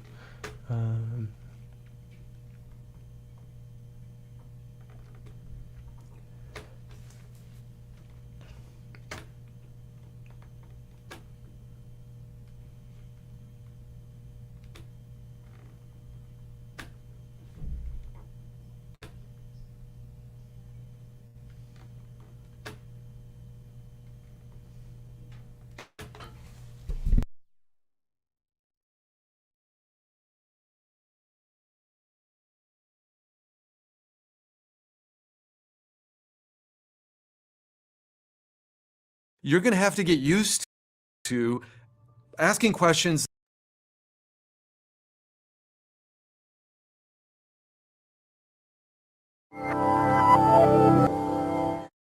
Crash Course Philosophy is brought to you by Squarespace. Squarespace. Share your passion with the world. What gives your life meaning? God, love, money, work, fan fiction, football, shopping, Sherlock. You might have your own personal sense of purpose in your life, or maybe you're hoping this course will help you find one. Or you might believe that you were created with a certain essence as a human being, with a purpose given to you by God. Whatever the case is, no one would fault you for wanting your life to have meaning. A sense of meaning is something that we all crave, maybe even need. And as we move out of our unit on the philosophy of religion, we should spend some time talking about how we understand our lives as being meaningful. Because when you think about it, a lot of us devote a ton of energy to the task of finding meaning in our lives. Maybe you find it through religion, or by fighting for social justice, or educating others, or seeking beauty in artistic expression. No matter how you do it, but there's a group of philosophers, the existentialists, who say that any or all of these things can give your life meaning. But at the same time, they say none of them can.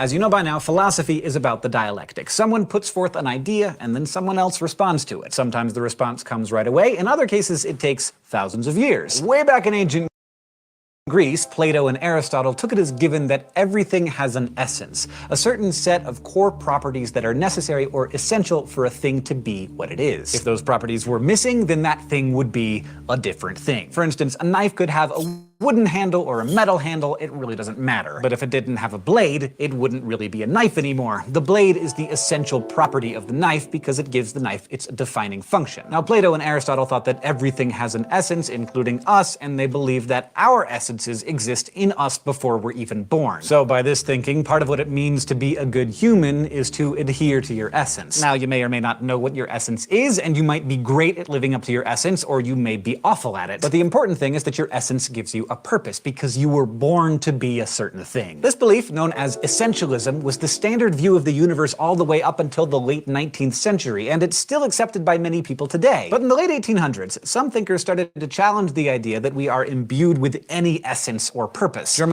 philosopher Friedrich Nietzsche, for example, embraced nihilism, the belief in the ultimate meaninglessness of life. But by the mid-20th century, the path had been paved for French thinker Jean-Paul Sartre to return to the question of essence and ask, what if we exist first? What if we're born without any hardwired purpose, and then it's up to us to figure out our own essences? Well, this became the framework for what we now know as existentialism, and its mantra is the claim that existence precedes essence. In other words, our existence, our birth, happens first, then it's up to each of us to determine who we are. We have to write our own essence through the way we choose to live. But we have no actual predetermined purpose. There's no set path that we're supposed to follow. It's hard to express how radical this idea was at the time, because for thousands of years before this, you didn't have to choose a path or find your purpose. God did it for you. But it's important to note that existentialism is not synonymous with atheism. Plenty of existentialists are atheists, but some are theists, like Kierkegaard. What theistic existentialists deny is any sort of teleology. That is, they refute the notion that God made the universe, or our world, or us, with any particular purpose in mind. So God may exist, but instilling you, or your life, or the cosmos with meaning, that's just not in his job description. As a result, we are each born into a universe in which we and our world and our actions lack any real inherent importance. This is a fundamental component of existentialism, and its adherents refer to it as the absurd. You and I think of absurdity as something that's just silly or preposterous, but for existentialists, absurdity is a technical term. It's how they describe the search for answers in an answerless world. We are creatures who need meaning, but we're abandoned in a universe full of meaninglessness. So we cry into the wilderness and get no response, but we keep crying anyway. That, for an existentialist, is the definition of absurd. Since there's no teleology, the world wasn't created for a reason, and it doesn't exist for a reason. And if there's no reason for any of this, then there's also no absolutes to abide by. There's no cosmic justice, no fairness, no order, no rules. Now, existentialism has its roots in late 19th century thinkers like Kierkegaard and Nietzsche, but it really came into its own during and after World War II, as the horrors of the Holocaust led many people to abandon any belief in an ordered world. And who could blame them? When Nazis became possible, meaning became much harder to find. But Sartre faced meaninglessness head-on and explored one of the most agonizing aspects of existentialism. Not the world's lack of meaning, but its terrifying abundance of freedom. To most of us, freedom sounds pretty great, but Sartre thought that we are painfully, shockingly free. After all, if there are no guidelines for our actions, then each of us is forced to design our own moral code, to invent a morality to live by. Sartre took this to mean that we are condemned to be free, a fate that he found to be quite awful. You might think that there's some authority you could look to for answers, Sartre said, but all of the authorities you can think of are fake. You can do what your parents say, or your church, or your government, but Sartre said those authorities are really just people like you, people who don't have any answers, people who had to figure out for themselves how to live. So the best thing you can really do, he determined, is to live authentically. Sartre used this to mean that you have to accept the full weight of your freedom in light of the absurd. You have to recognize that any meaning your life has is given to it by you. And if you decide to just phone it in and follow a path that someone else has set, whether it's your teachers, your government, or your religion, then you have what he called bad faith, a refusal to accept the absurd. If you live by bad faith, you're burying your head in the sand and pretending that something out there has meaning that you didn't give it. Which brings us to this week's Flash Philosophy. Let's go to the thought bubble. Sartre explained these ideas through an anecdote about one of his students who faced a difficult decision. The young man was at a crossroads in his life. He could join the military during wartime and go off and fight for a cause that he believed in, and he wanted to do this. He thought it was right. But he also had an elderly mother who was all alone except for him. If he went to war, he'd leave her behind, and that seemed wrong. So he could stay with her and let others fight for justice, or he could go off to war and leave his mother to herself, and likely never see her again. The young man felt a sense of duty to both his cause and to his mother, but he could only serve one. Moreover, if he went to war, he'd just be a very small part of a really big cause. His contribution probably wouldn't be great, but he would be contributing to something that would affect millions of people. But if he stayed behind, he'd make an enormous difference in just one person's life. Thanks, Thought Bubble. So what's the answer? Sartre said the whole point of this young man's decision was that no one could give him an answer. In fact, there was no answer until the man chose one for himself. No moral theory could help him decide because no one else's advice could lead him to a decision that was truly authentic. So his choice, no matter what it was the only true choice, provided that he made it authentically, because it was determined by the values he chose to accept. A lot of people think existentialism paints a pretty bleak picture of the world. In fact, the French philosopher and novelist Albert Camus went so far as to say that the literal meaning of life is whatever you're doing that prevents you from killing yourself. But most existentialists would remind you that the world and your life can have meaning, but only if you choose to assign it. If the world is inherently devoid of purpose, you can choose to imbue it with whatever purpose you want. So no one can tell you if your life isn't worth anything if you, say, don't have children, or don't follow a lucrative career path, or achieve whatever standards your parents hold you to. And this works not just on an individual scale, but on a global one too. If the world is going to have any of the things most of us value, like justice and order, we're going to have to put it there ourselves, because otherwise, those things wouldn't exist. So a worldview that looks bleak to some may to others seem almost exhilarating. Today, I hope you enjoyed as much as I did learning about essentialism and its response, existentialism. We talked about John Paul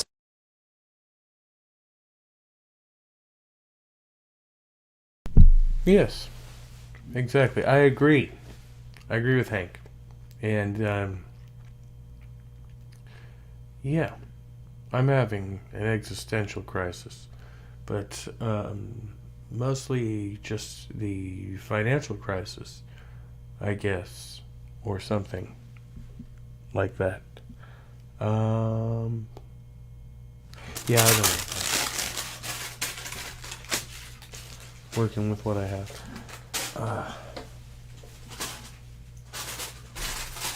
Getting pretty tired. I've been up since 2:35 this morning.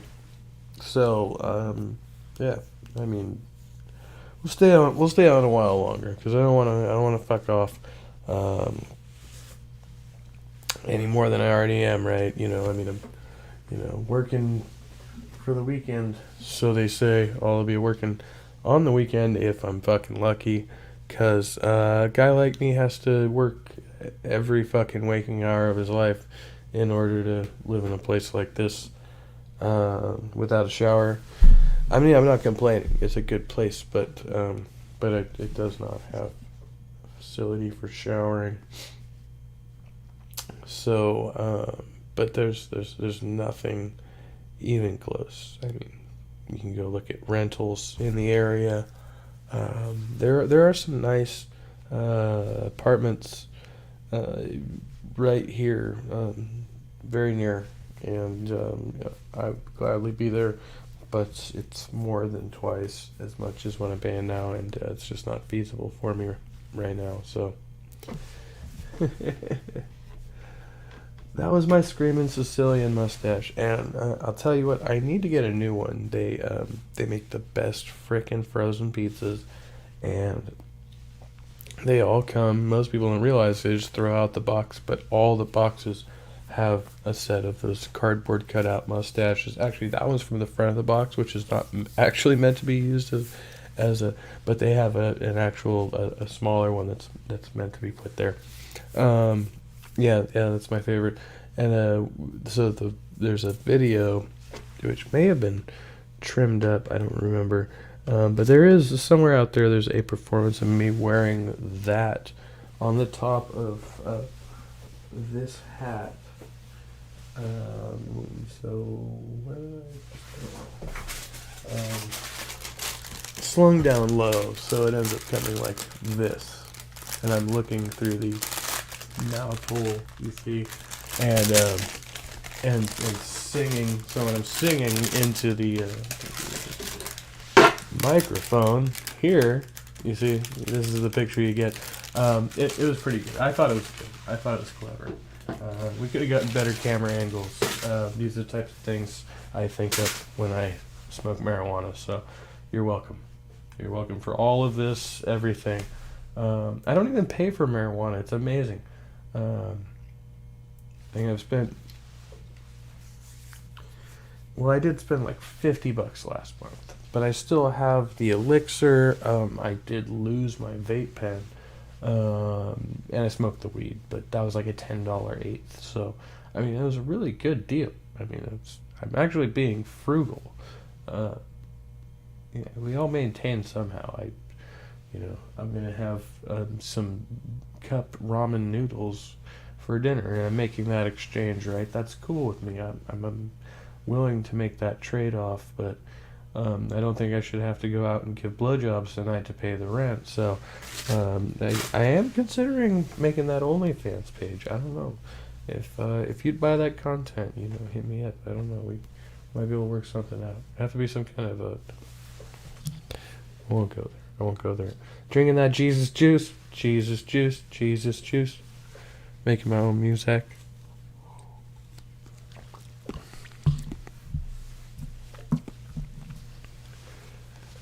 I don't have any real content for you because this is like literally me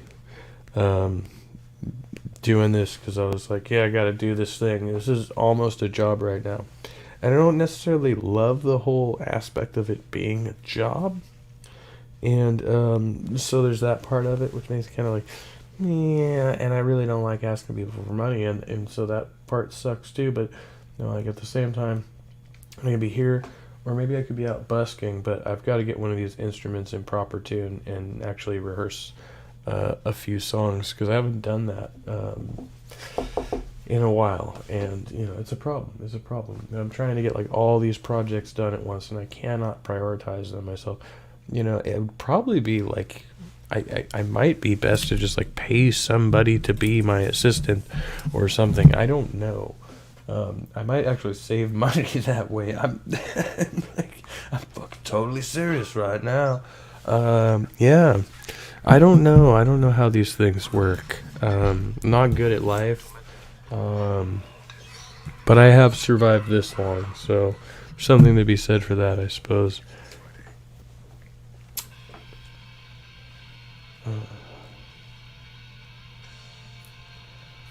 But yeah, you know, it's a hurdle. It's a hump to get over.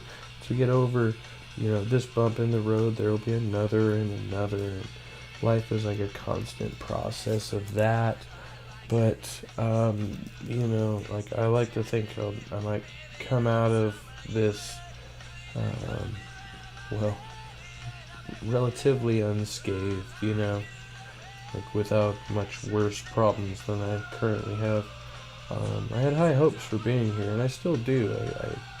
I think it's been really healthy for me in some ways. There's been other things that are just me, and I gotta do, you know, the work that is there. And I have like all these resources here available to me, where the things that I love, I can go down to the waterway, and it's right there, and I don't have to really spend money to do that, you know. Those are the types of things where I could just go and unwind and relax and be myself and not do self-destructive things and not, you know, all this stuff. But at the same time, you gotta pay to play. But, you know, you just gotta pay the rent. Otherwise, I'll be one of those guys living out in that motherfucker. And it's not a kind life when you're out there.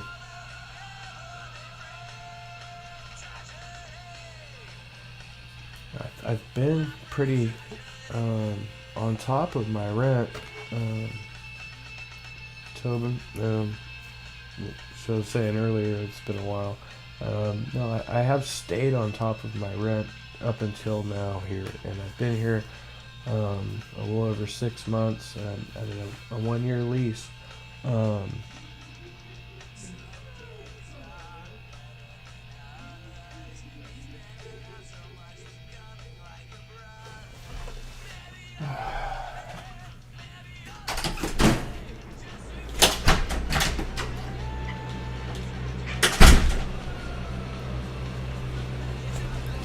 Excuse me. Fucking around out here. See, this is the part where I can start getting angry. This is the part where I start getting angry. No, I swear I won't. And so I'm just trying to fucking maintain this thing. And get through. You know, it's not like that big of a deal. But no, I feel like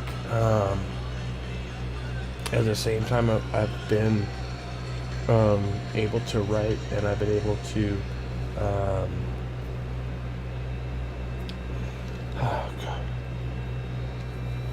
like I was saying, just get the space that I need, get the time to collect myself and be objective and not have these kind of outside influences exerting on me that feel really uncomfortable and unnatural. And I don't really care too much about the size of the space. I mean, it's fine for my purposes.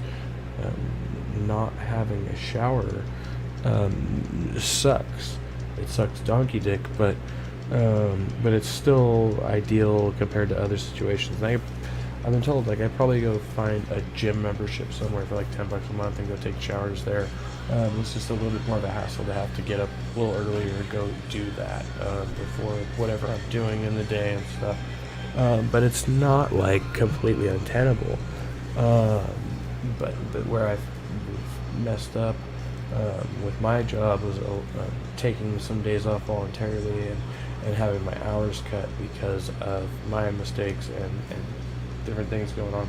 So, but I knew it. I've known it for a while. I've been kind of getting fed up with this job, and so I was already looking to move away from it. And I'd already informed my employer of that.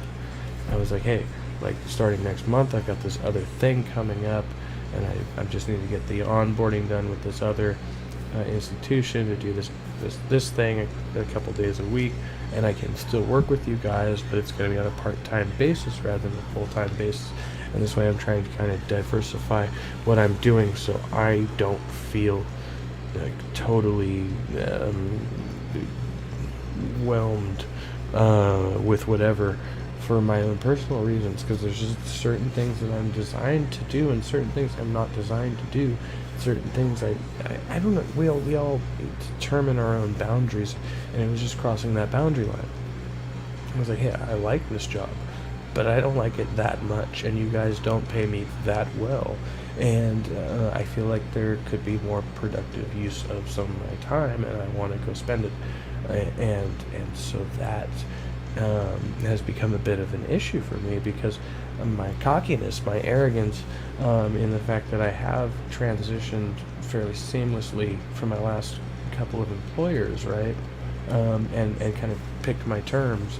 Well, now I'm having to take a little bit of a gut check. I'm having to take a reduction in pay and some reduced hours, and all of that stuff's coming back off the table, and it's to a point where I have to play hardball. And I have to go get competitive again, and that's not what I want to focus my time on. It's not really something I find valuable, but I need to have something sustainable. The only thing I'm sustaining is me, and whatever obligations I have financially that are going to come around to me anyway. But I've been able to do it this far. I mean, you guys have been with me now. I left my aunt's house last year, and you guys saw me transition from the car into this place, and yeah, I did get an infusion of cash from my padre, so that was something, you know, but other than that, I mean, I've been doing this myself this whole time, so we've just come to kind of this crossroads, and it's about really trying to turn this investment into something, and that's why I'm looking into whether or not I can get a business loan of some kind, something legitimate, not just the loan, but the trademark, the branding, and all of that stuff, to kind of move forward and start figuring out what the hell I'm going to do with the rest of my life, because that's kind of the end game here. I had envisioned a world where I was spending evenings and weekends with my kids, and that's not happening. And I envisioned a world where I was doing this kind of cush corporate security job where I was fully autonomous, and that's not happening either. So I just have to adapt to the world the way it really is, and not constantly expect it to adapt to me, right? It sounds simple enough. I don't know. So then there are ways we can make money by the music. I know people who are doing it, who are similar to you and I, but there's different styles, you know. I think there's some of us musicians are a bit more creative, a bit more adventurous, and it's harder to be adventurous and get something advantageous off the ground. It can be great, but most people aren't really going to recognize great music because most people want a toe tapping song, and that's why we call them corporate shills, corporate sellouts, you know. And a lot of the great bands that we know, they get shit for it, but hey, they got most of their recognition because they made that one song or that one record, and it just blew up, and then have a one-hit wonder phase, and then people are like, oh, well, you've never heard this record from 10 years ago, it's great, it's obscure, and you're like, oh yeah, great, I discovered that band because they were a one-hit wonder, and that's fine, like really that's fine, and those guys still made a lot of royalty money, so I'll get those tracks played. The market is much different now than it was even when I was getting started, say 20 years ago or more. It shifted drastically in the 80s and 90s, and a lot of people know this if they're versed in music, and I'm sure Tobin, you do as well, but for anybody watching who does not, the shift from 8-track to cassette to digital essentially just flipped everything on its ear, and now because of social media, because of YouTube, and because you're able to press through Spotify and things like this, like these record companies just don't know what to do with it, and it's all over the place. But more people get big by putting out one really appealing song on YouTube and then never actually sell a record, right? Like, well, they probably do on some level sell some records, but those are like super fans, It's not like the big days where you're pressing, and you could get, when you talk about people buying hundreds of thousands of records, you wonder where those people come from. They're actually not, so when you get like a platinum record or whatever it is that's sold X amount, it's not that that big of a deal compared to hits on Spotify or YouTube or some platform like that, because you could just get billions and billions of, they can't even keep track. It's crazy. And so the internet just busted the market wide open, and there's a lot of great creative people out there. Like, you gotta give credit where credit's due. There's a lot of talented motherfuckers who just never otherwise would have been heard, and so we're all now out here competing for essentially this singular resource, which is the stream, and hardly anybody really competes to sell records anymore. It's pretty rare, and when you do, you know that person is usually pretty well established. It's not like even in the 90s it was considered a novelty for up and coming bands sometimes to press like vinyl records.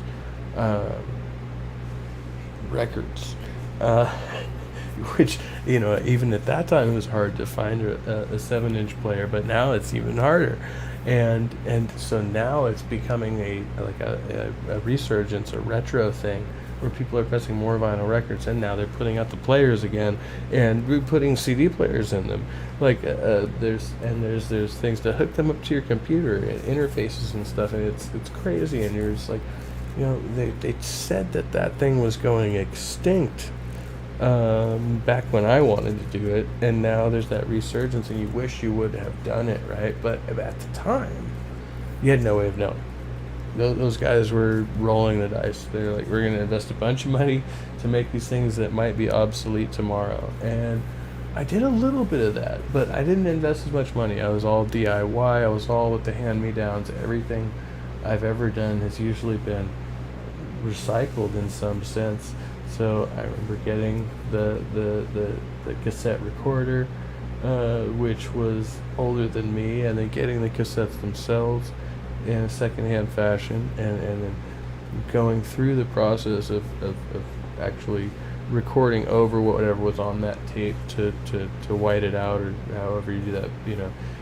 Each time you do it, for people who don't know, every time you record on one of those things, one of those old-fashioned tape recorders, it stretches the tape and then for lessens the sound quality, but when you record over with, say, a white noise or something like that, or a blank noise, it reduces what we have is bleed, and you can actually have bleed from the first track to the second track because it's a single uniform tape. It's not a multi-track tape, which is like really old school boomer-ish recording technology I'm explaining to you right now.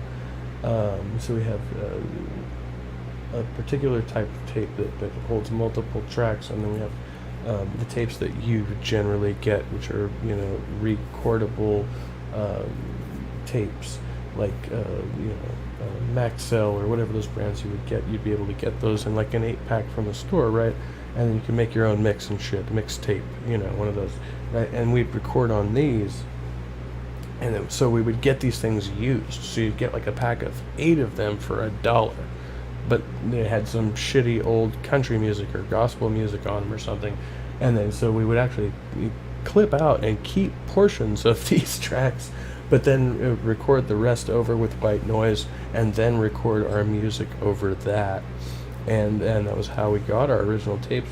And I find some value in that. I feel like, you know, like every time I pick one of those up, I think I should try and sell this to somebody for like $10,000, because it's a real rarity. I mean, you know, it is. No, I mean, I'm not that impressed with myself. It was the ingenuity of myself and my partner at the time being in a particular circumstance and with a particular ideology, but there's also a very, very small and particular subset of people who would actually appreciate everything that went into that, the whole thought process of it. And now people like cassette tapes. What? I got some cassette tapes. I know. Don't see. You make me cringe now. You're making me cringe, Tony. I got some cassette tapes the other day. I found these at Watts Record Store in Novato, California, downtown Novato. Beautiful, just a hop, skip, and a jump walking away from my mom's house. I've never seen this album particularly, so I wanted to check it out. I do have a cassette player, but it is up in my storage. Brian Setzer. I am a big Brian Setzer fan, even though he did rip off Richard Hell. It happens, you know, it's music.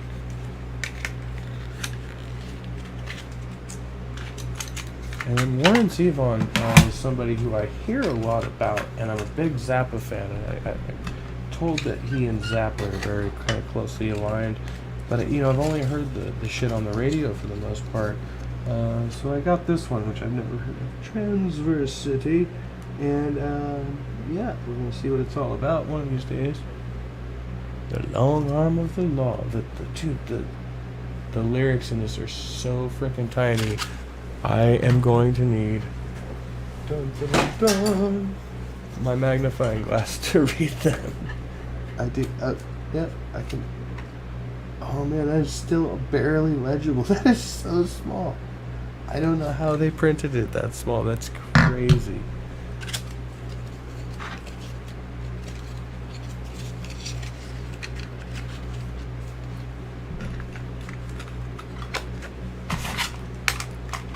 So yeah, I don't know if we get any donations. Yeah, it'd be cool. If not, we'll try again tomorrow. The next day, if we have the energy. Maybe one day we can sleep. I don't know. I'm a very tired ape.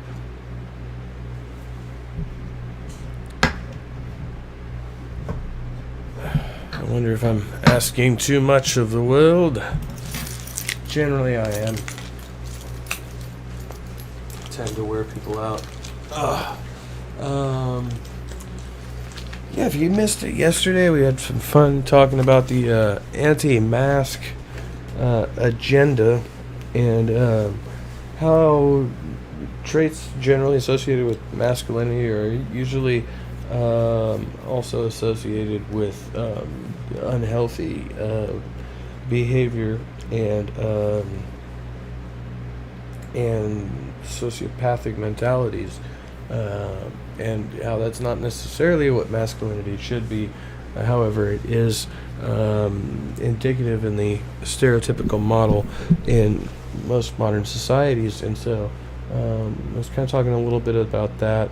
and how that's going to play into my philosophy later on.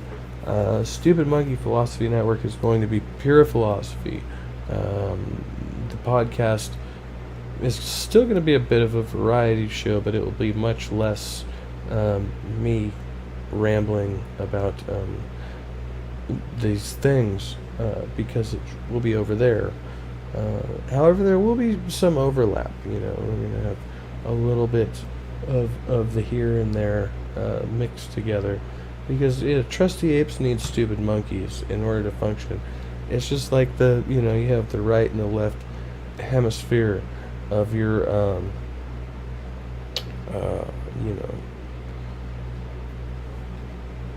your gravy boat. Yeah.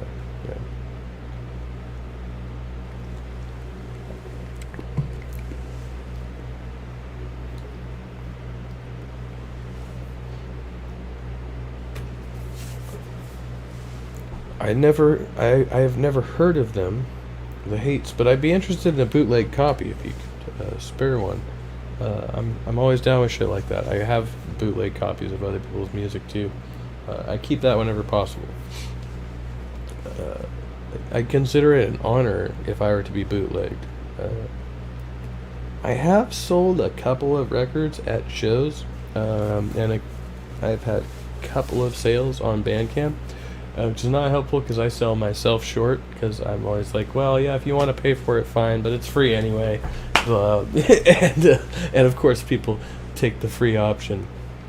As it is with YouTube and anywhere else, I probably could ask for money a lot more often than I do, which is maybe one of the reasons why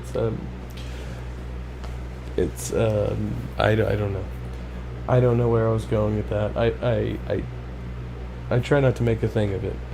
And it's not like I'm not opposed to, and I'm not shaming other people who do, and people who can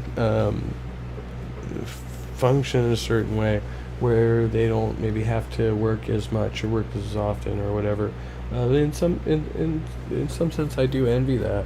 But when I feel like I have worked, and I've worked and it's like feels like it's all too much.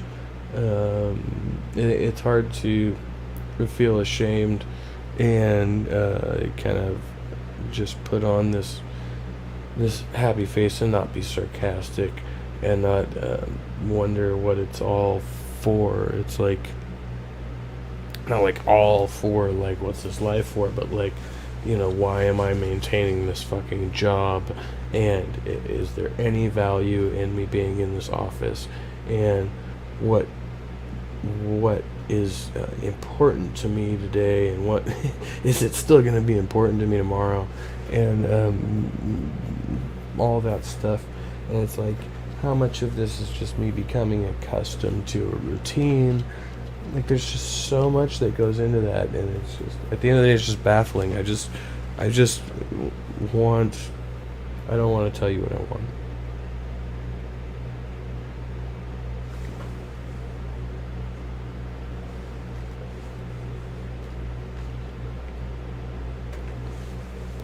Alright. I like that. So, and I thought about that, and I didn't want to put any positive traits out there on the spot that I hadn't thought through, and so one I want to lay on you right now, because it's a hot topic, Tobin. Think about this. If it is difficult for you to think of a trait of masculinity or femininity that is only in the one category, right? Okay, so why do we have two different words for one meaning? And when I say that, I mean the difference between what it is to be beautiful and what it is to be handsome, right? For some reason, we have a distinction between masculine handsomeness and feminine beauty. And there's definitely a distinction there for a reason. When you really think about it, I mean, that puts the whole gender archetype together. That's really what most people look at, is that aesthetic trait of what we call being handsome or beautiful. And it's very gender stereotypical. And why is that? And what is that thing? And you know, obviously people have different views on what that aesthetic means when they reflect it. But I could say that that's something that's definitely, we're talking about the same thing, but it is categorically different, right? And that is essentially the difference for a lot of people between male and female gender stereotypes in society, because most people are judging you based upon your appearance, you know, until they actually know you. So yeah, so you think of a trait that is either masculine or feminine, just think of either being handsome or rugged or pretty or beautiful, and you can immediately identify what we think of. It's the same trait, but one is male and one is female characteristically, in some capacity.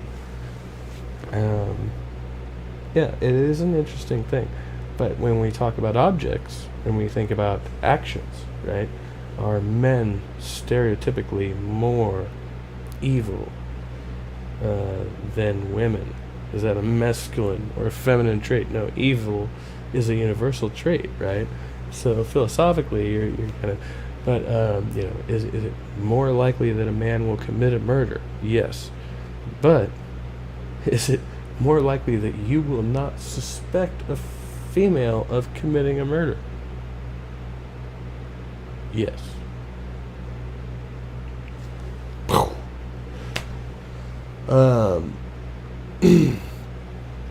Yeah, we watched way too much Deadly Women back in the day. That was fun too. Yeah, and often those who are unassuming more often get away with it and won't even fall into the suspect pool.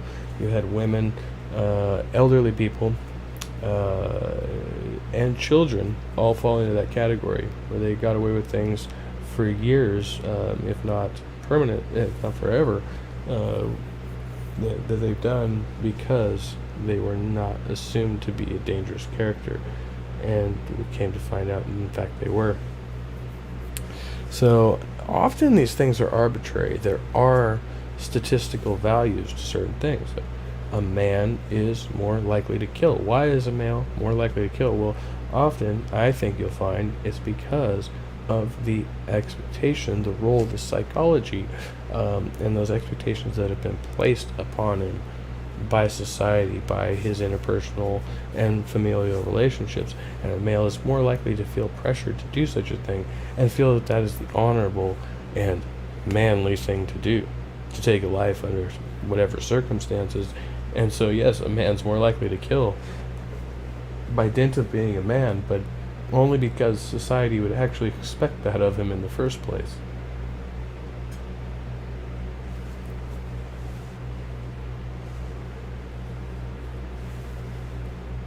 No, see, that's not quite it, right? And that is one of my things. It could be the way we dress at groom, and that's my point.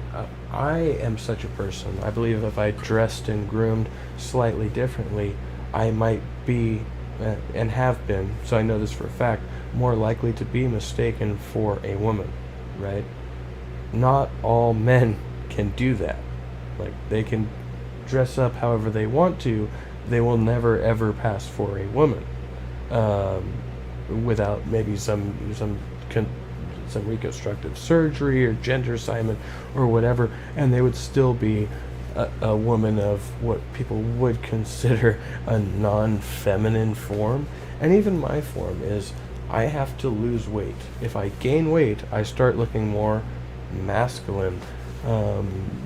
But it's about the body frame, the jawline, many of these traits. There are certain aesthetic traits that are, and again, this is aesthetically, stereotypically considered to be one or the other. That's not necessarily a matter of biology.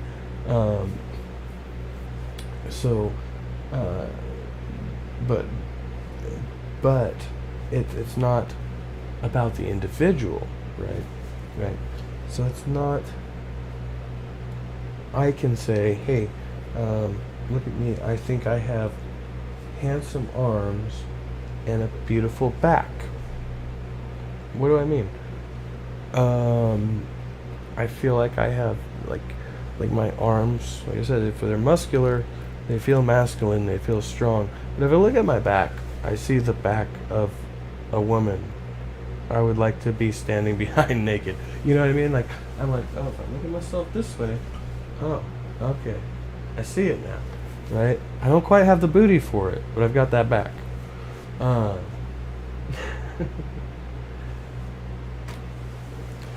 Much love, Godless Sewing. I love the lurkers. I love the lurkers. I lurk quite frequently myself, and but I got the back, right? So there's certain portions of you could be like, okay, that thing I see automatically, and it's not. I think it's a predisposition. There is a biological predisposition to recognize one's own sex biologically, for that purpose of discerning a threat, because in nature, an adversarial male would be a threat, once presented to you in this natural situation, right? And then also for mating purposes, right? Because if you're looking for a biological female and you're a biological male, you want to mate with them, well, hey, that's what you're looking for. Okay, cool. Great, we got all that down. It's very simple in nature. And then nature kind of like throws us on our asses. It's like, hey, well, first of all, you got like way too many people in the gene pool. We don't give a fuck. And half of you were bred from this, or a 30 were bred from this species, and a 30 came from this species, and the other 30 we can't quite, you might just be just like those hairy motherfuckers over there. And by that, I mean we, and by we, I mean us, and by they, I don't mean. Anyway, so at some point, this one thing kind of bred with this other thing, right? We know that. I mean, they were all very similar, but not quite the same thing. And then you got us. All of it makes sense. And we inherit these different biological traits. So now you've got like tall, strong, broad-shouldered women from Scandinavia, and that's beautiful. And I'm like, that terrifies me. If I was to approach that animal in the wild, it would terrify me. See what I mean? And if we go there, okay. But then I'm like, in society, when that animal is wearing an evening gown, I'm like, yeah, you can pick me up, Shaq. Spin me up over your head. See, I can think these thoughts. It's like, okay, cool, great. I totally went off on this whole fucking tangent. You got me started, Toby. You got me started. Okay. Okay. Should we? It's 8:45. We're gonna take the THC on stream. So I'm only supposed to take like a cap full of this shit, and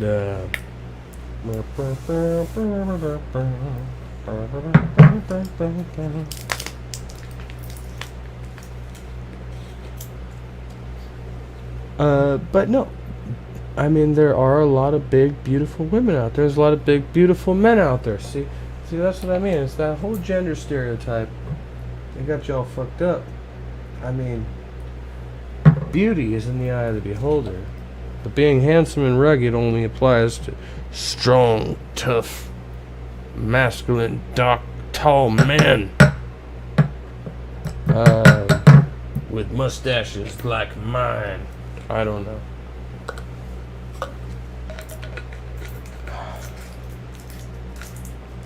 This one's for the team. I love that it's actually green too. You can't quite, can you see that? You can't quite see the color. It's an amazing shade of green. It almost looks like what I think absinthe is supposed to look like, but I've never actually had real absinthe.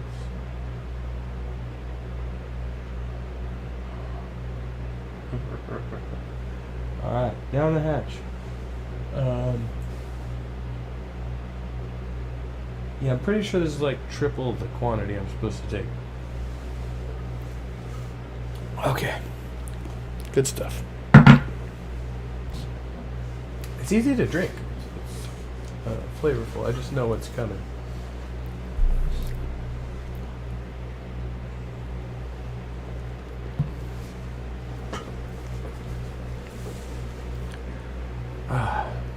I got 2 of those, which are, I haven't opened the other one yet.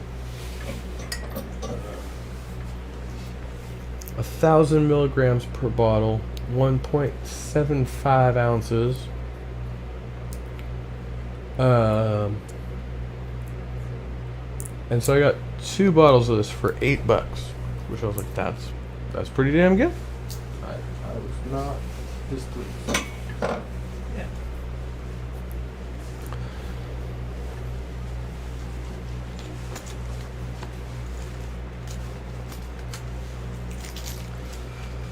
Ah, Tobin, I wish I could smoke weed, man. I wish I could smoke weed in here. Like I said, I have vaped a couple of times, but very, very sparsely. You know, just because I don't want to be the guy setting off the fire alarm.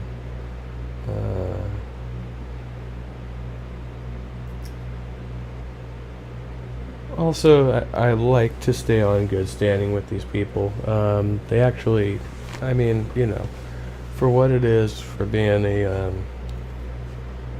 a part of the capitalist establishment, you know, there's some good people working in here, people I enjoy. I think they're not bad. And as long as there's people like me and a couple others I know of kind of doing the same thing, they're really providing an alternative to the other bad capitalist thing with the landlord-tenant relationships, and why a lot of us can't get places, even if we could, in theory, afford the rent. We have a certain restriction that makes it so that we can't get into a rental unless our income exceeds a certain threshold above what that rental price is. And so even if you could, in theory, make the rent, they're going to tell you can't live off the remainder of the money. And you're like, yeah, no shit, that's the point, asshole. So reduce the rent. And they're like, nope, nope, nope. And somehow we end up in this vicious cycle, I guess. So that's kind of where I'm stuck at. Even if I could make the rent, I couldn't get through the paperwork process. And yeah, once again, the only people who maybe could have co-signed for me once either already have or won't anymore. And I'm not too fond of co-signing after my experiences with that. Even with friends and family members. I mean, maybe especially with friends and family members. Co-signing in properties is sometimes the worst deal you can do. Like, it can really fuck your relationship up. It's horrible. It's bad.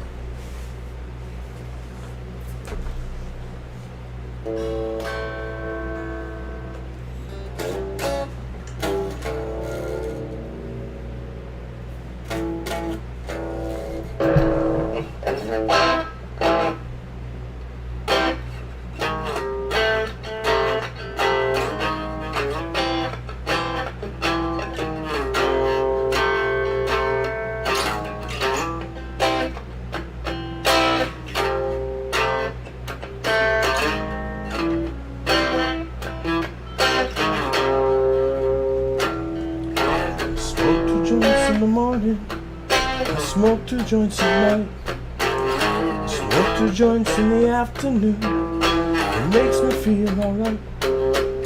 Smoke 2 joints, down a piece, 2 in time before. Smoke 2 joints before I smoke 2 joints, and then I smoke 2 more.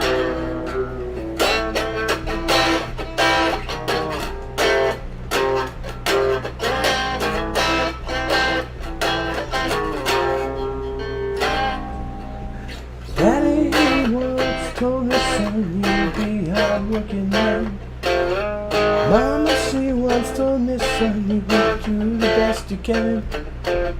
But then, ah, shit, fuck that. Marry me, say how good and how fine, but first I can't have.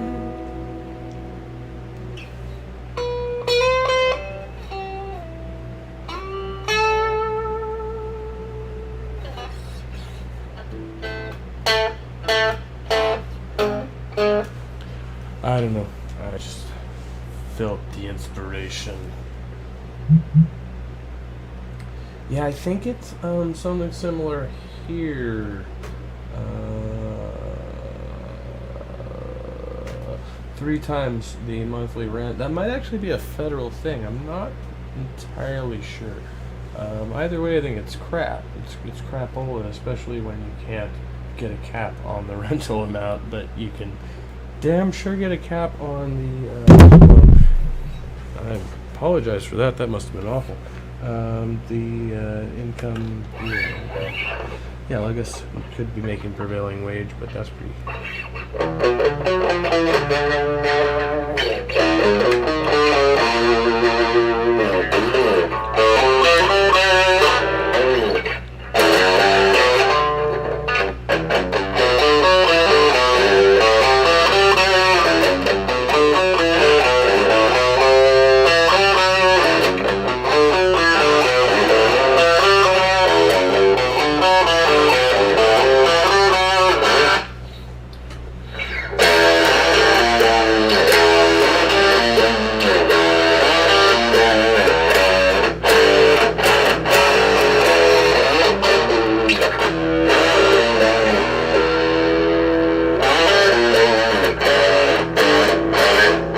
Sorry.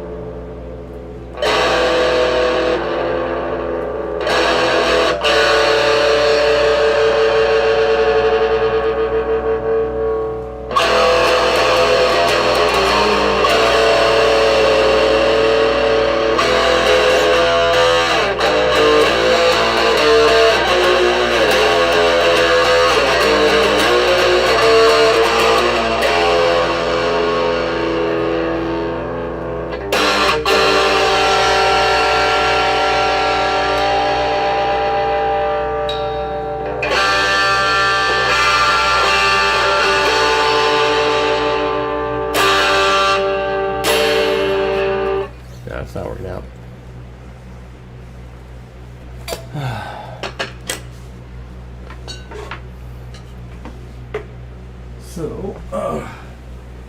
So yeah, I don't know if I've showed you. I don't think I've showed you all the damage on Old Purple Brain from that night at the opera. So yeah, we have that thing in the body there, and a deep digger, which. Not too bad, but it obviously caused some kind of short down here, and I'm definitely sure it knocked everything in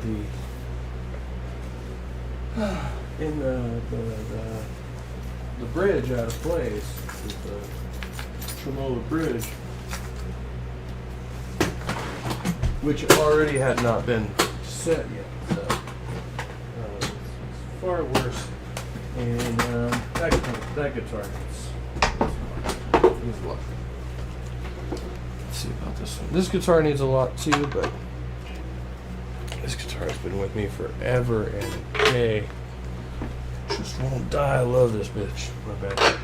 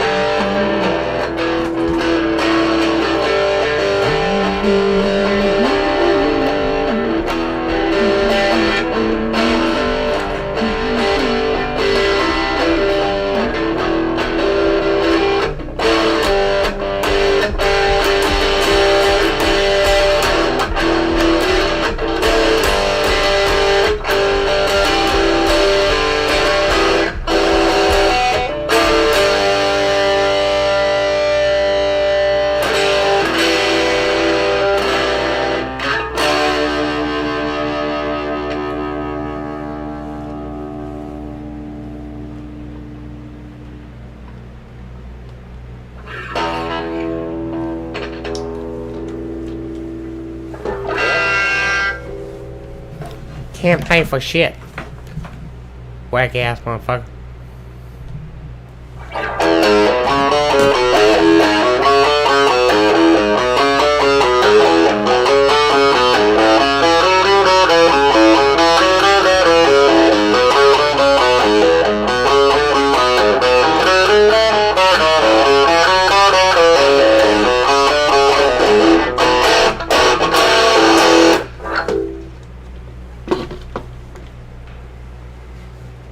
The body of the guitar, everything is on the body of this guitar. I have the Pisces, the No Right Turn original sticker that we bought from that company that no longer exists anymore.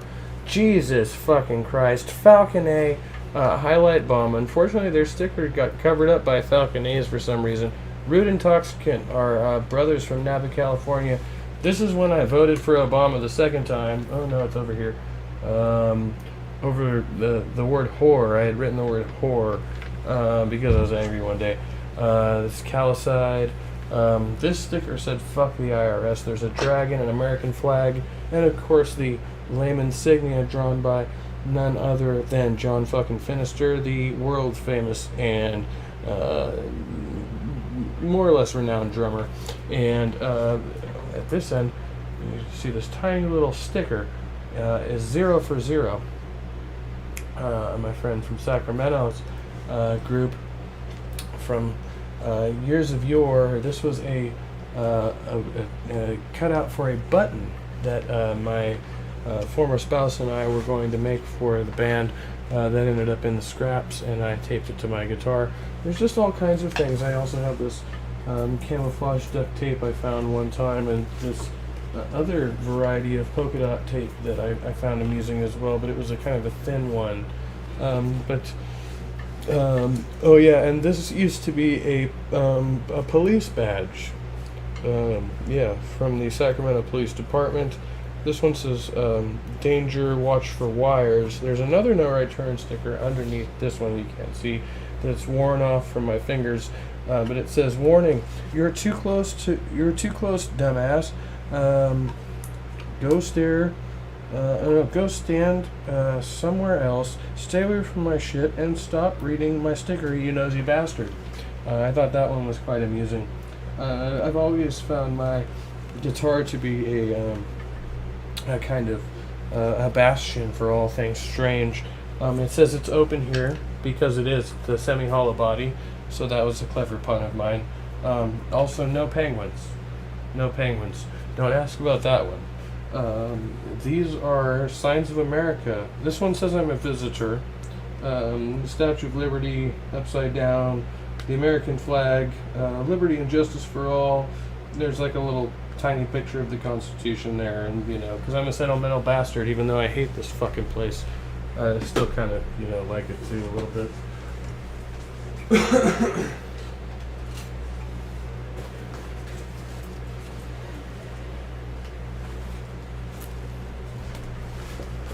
Oh, good God.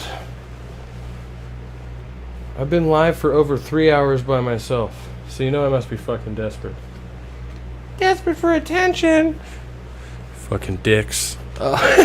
No, I really do need to pay my fucking rent. Let me just put this back up here for, just to be very clear. I mean, I'm having a good time, and it's all gravy until you're back out on the fucking street, and I want to try to avoid that. Maybe I'll start a GoFundMe or something. I did the whole PayPal thing, and I don't know if it's actually supposed to notify me. I assumed it was going to notify me if I actually got any money, but I really haven't looked, to be quite honest with you, during the stream. I just wanted to get the link up there, so I don't know if I actually received any donations, because I'm a fucking idiot like that, you know. Yeah. All gravy.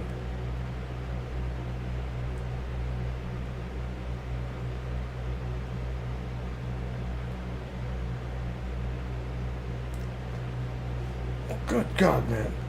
Okay, we're going to try another method. It's not going to work for us.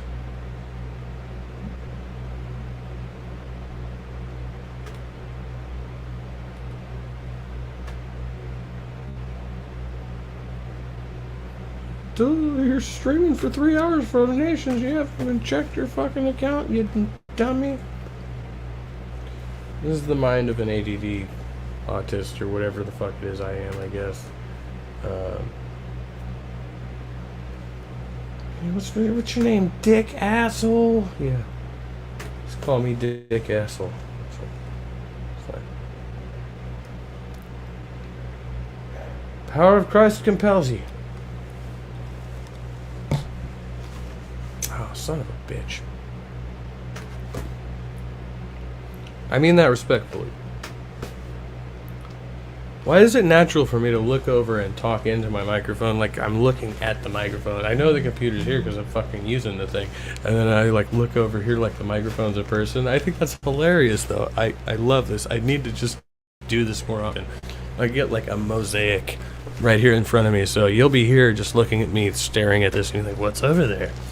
And then I won't tell you. It'll be great. It'll be epic, I swear. Okay. Activity, I guess. I don't... What is this? Can't you tell me? No, you can't tell me. They can't tell me. Wallet?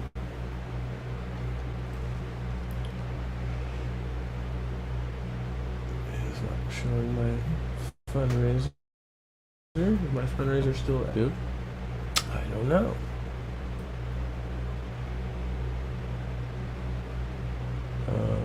Yeah, it's just acting like I didn't do that, but I know I did that, right? Because the thing's in the stream and stuff. And it's moving exceedingly slowly.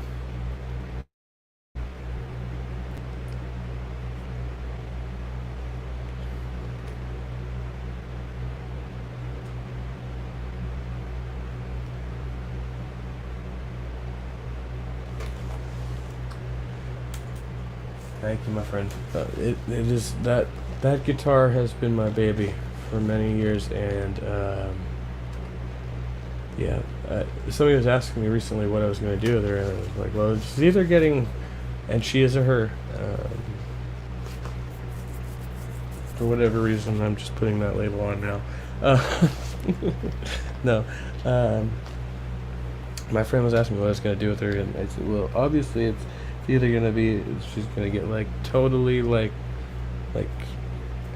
you know, really professionally refurbished with whatever you know, new technology she needs with the, you know, upgrades and stuff, but to keep all the classic stuff, or it's gonna be like clear coat and on the wall forever. I don't know. It's not the type of guitar that I would feel even comfortable like smashing on stage, which is what I always thought I wanted to do. And then I never ever ended up doing, because I ended up actually getting it too attached to my instruments and never becoming a rich rock star. So, but I really never thought I would get attached to an instrument like that. That guitar and the case, which is also beat to shit, but sturdy plastic case. Yeah, throughout being homeless, that was one of the very few things. Like, I lost all my lyrics in a big, you know, sturdy storage tote, but I lost all of those, and managed to keep that guitar in the car with me. I would refuse wherever I was, and it was a constant hindrance. They're like, leave the guitar somewhere so we could fit. And I'm like, no, never. The guitar stays with me always, and she always has, and she's always done me right. And I don't know, it shows my PayPal balance is not, but you know, it could just be, I don't know.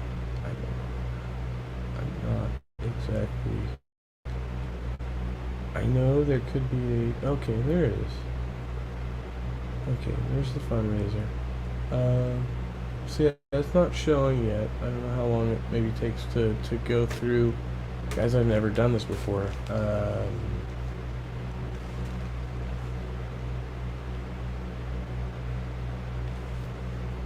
Yeah, Tobin, No, you're all good. I didn't really announce it. I kind of briefly touched on this. I didn't really like announce it to anybody. I probably should have planned to do this a week or so ago. I just thought I could avoid it, and the link will be actually. I guess it's scheduled for 30 days. I mean, hopefully it'll be out of this crisis by then. But yeah, that PayPal link will be up. And I'll probably just do another stream tomorrow and do my best. I'm not sure how much juice I have left in me, and how much Jesus juice I have left for that matter, especially after taking all that THC elixir. And I do have to get up for work in just a few hours, so may have to end this one, but I've got plenty of StreamYard hours, so I can do another one tomorrow when I get off. Which is what I'm gonna have to do, as I say. So yeah, it'll be a marathon. It'll be great. We can hang out together indefinitely. I know y'all love to hear that. Thank you to anybody who still texts my phone number and has confidence in me not to be a total fucking maniac. I swear I don't do that. You can't see. Oh, I'm small. That's why. But yeah, see the dinge on this case. This is one of the things that I want to do here. Not this. I mean, this is just a tiny thing. Specifically, it's just the rust on the hinges of this case. The whole case itself is beat to shit. It's missing. All the pegs that usually there's 1, 2, 3, 4 pegs here. When you lay it down on its side, they're like feet. And I hardly ever do that, because this guitar case is so awesome. It stands freely. And you can do that with the guitar inside of it. It's not right now, but it is a freestanding case, which I frickin' love. And then I broke the strap. But all this, just the rust on the clips here, the little imperfections where I've broke the feet off and things like that, which I can repair. And that's also what I'm doing with my amplifiers. The amps are trickier. And I think I can do this with guitars and bass guitars as well. Electric ones. I don't know a hell of a lot about the wood or the acoustics of guitars. I just know what sounds good and what doesn't. But I have done a fair amount of changing out my own pickups and knobs and input switches and tone switches and various things like that, where I think I can do it pretty efficiently and do that as a side business. Hey Tobin, if you're working tomorrow, I totally understand. I'm working as well, but I'll be doing this afterwards, probably for a few hours like this one, because this is what I've got right now. Like I said, I can work a 12-hour shift tomorrow, and I still won't be making the rent. Unfortunately, that's just the way the cookie crumbled this week. So, as I said, this is kind of an ongoing problem, which I hope to get out of, a bit of a flub. But I'm trying to look at ways to make opportunities out of this situation, and I've got a lot of other people kind of looking at me a certain way, and it makes me feel a certain way. I'm not mad. Like I said, I mean, for certain people who are kind of biologically associated to me, I don't feel bad for asking them for shit, but at the same time, I also know what our limitations are. I've been dealing with those relationships for years, and I feel confident and comfortable that I don't often ask for contributions in this venue. So, I mean, I'd hope that people would understand that I'm being sincere. But I also understand that, as I said, not everybody's able to give, even if you wanted to. I mean, I've been in that position myself, and I totally understand that. And if you have other reservations or doubts, maybe if you want to chat, I could assuage your concerns, or maybe not. Maybe This is all a futile attempt at, trying to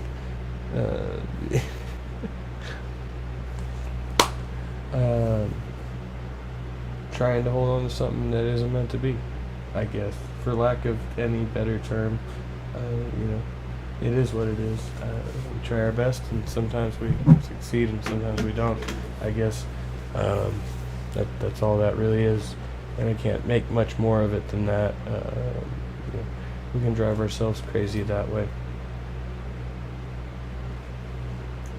Thank you for sharing, Tobin. I appreciate that. Yeah, I mean, if anybody can kick in, pitch in, I figured over the course of a day or two. Like I said in my last one, I never actually did a stream proper. I just put a link up and got some monies towards this Chromebook. So I said, hey, I think keeping this roof over my head is probably more important right now. But I also didn't ask anybody to help me or do anything especially grand. I just kind of put it out here. So I can't expect too much tonight. Maybe over the course of the evening, things will evolve. Maybe I'll be a little bit better and talk to some more people tomorrow who might be able to get involved and figure out more ways to diversify with this project, because I'd love to stay here, and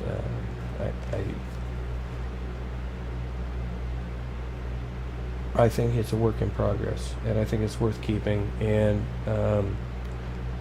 And hey, what else can I say? I'm gonna be shit out of luck and up shit creek without a paddle without it.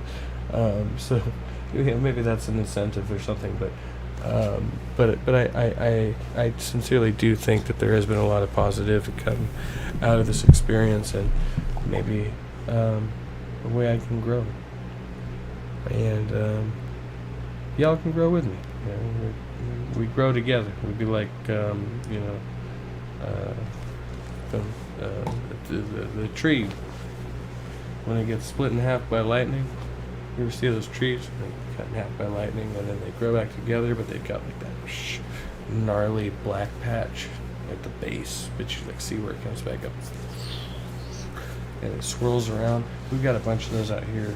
I think a lot of them are like manzanitas or something. I don't know. Ugly, gnarly trees, but they're freaking amazing, and it's great. So my earbud's going dead.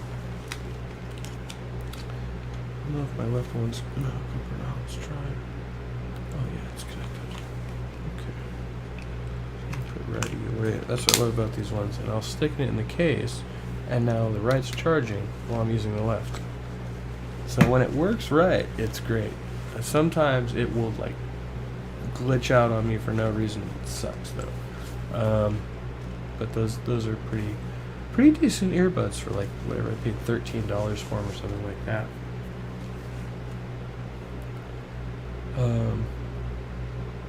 Yep. Yep. I can't believe I've been rambling at you this long, but I appreciate y'all for coming.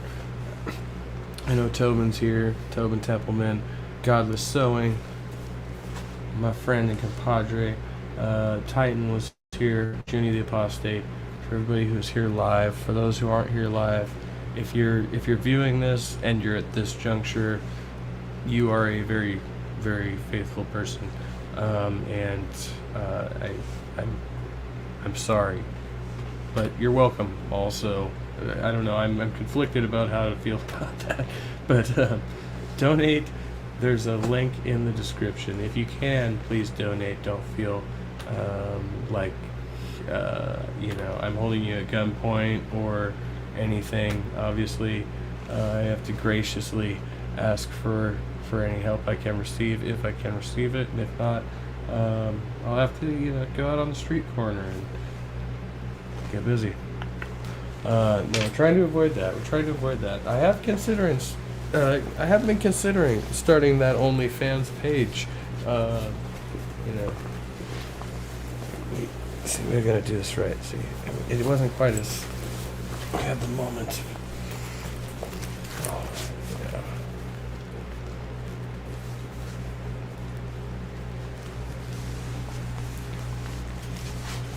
Oh, I'd fuck me hard.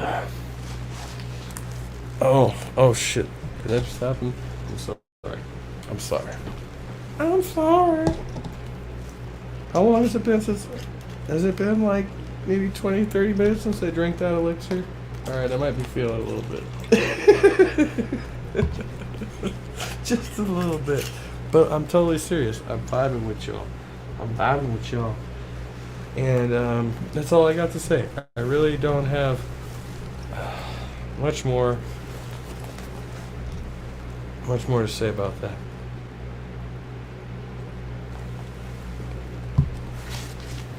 No, I really fucking can't with you guys anymore. I can't.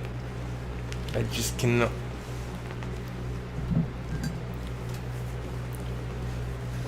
I noticed that you're gangster. Well, I'm pretty gangster myself.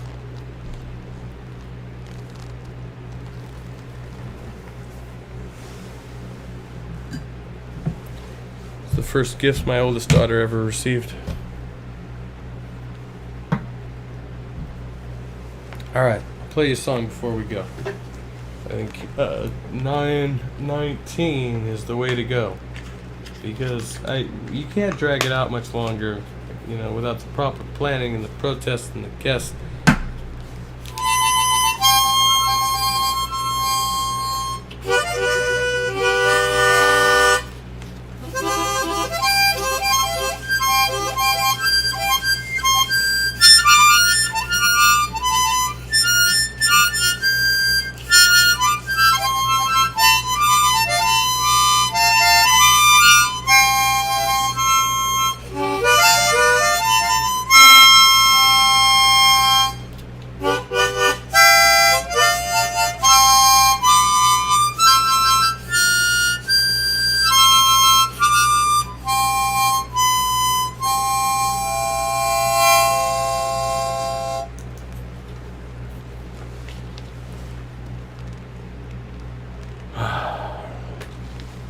Go an incoming message. We'll check the incoming message. Yeah. Agent Michael McCarthy. Agent Michael McCarthy is getting back to me. You seen Agent Michael McCarthy? No, you don't know what the fuck I'm talking about. My Facebook feed is fucking lit. And luckily that is a carpeted floor. You see why I am the king of dead phones. Because of shit like this. Because of shit like this. Michael McCarthy. Agent Michael McCarthy.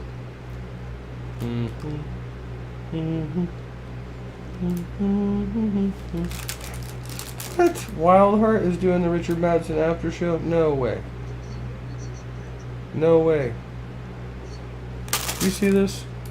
Damn it. I lost my mustache. I need to redress the adhesive.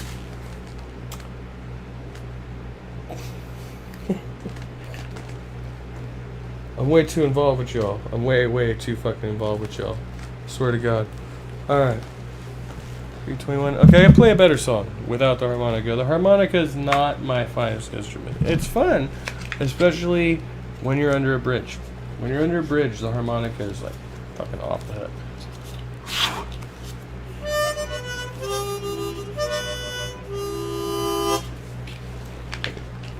I'll give you a guitar outro. I'll give you something proper. Something proper.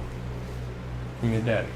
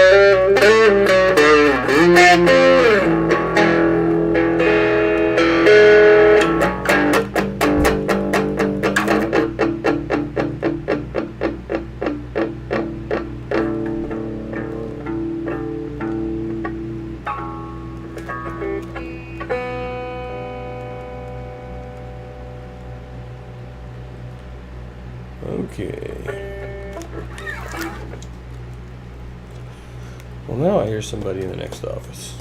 It's a little bit creepy. I guess they could be upstairs, technically. Did that sound horrible? I don't know.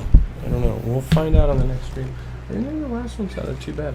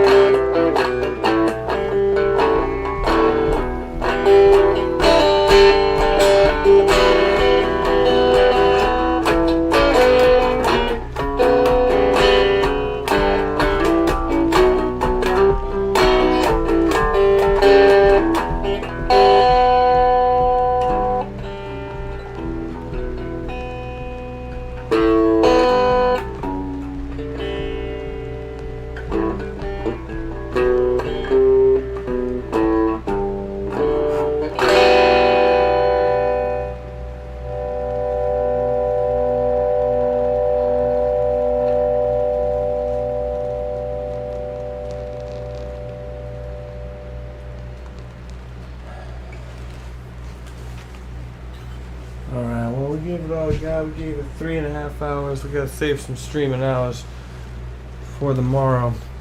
And, some energy for the morning, I suppose. And, I'll be back doing the same fucking thing tomorrow. Maybe a little earlier in the afternoon. We'll start. If I used up, let me see, my hours, technically, actually, I think, rolled over on, Sunday. So I have minus 30 and minus 3.5 now. So I've still got like 16 hours left before my next cycle for the free streaming hours. And of course, I have my backup accounts. So be well, stay trusty. If you can, donate. Link in the description somewhere below. We'll see you tomorrow. From APCO Studios. I hope you are well, and you pass your well-being along to others.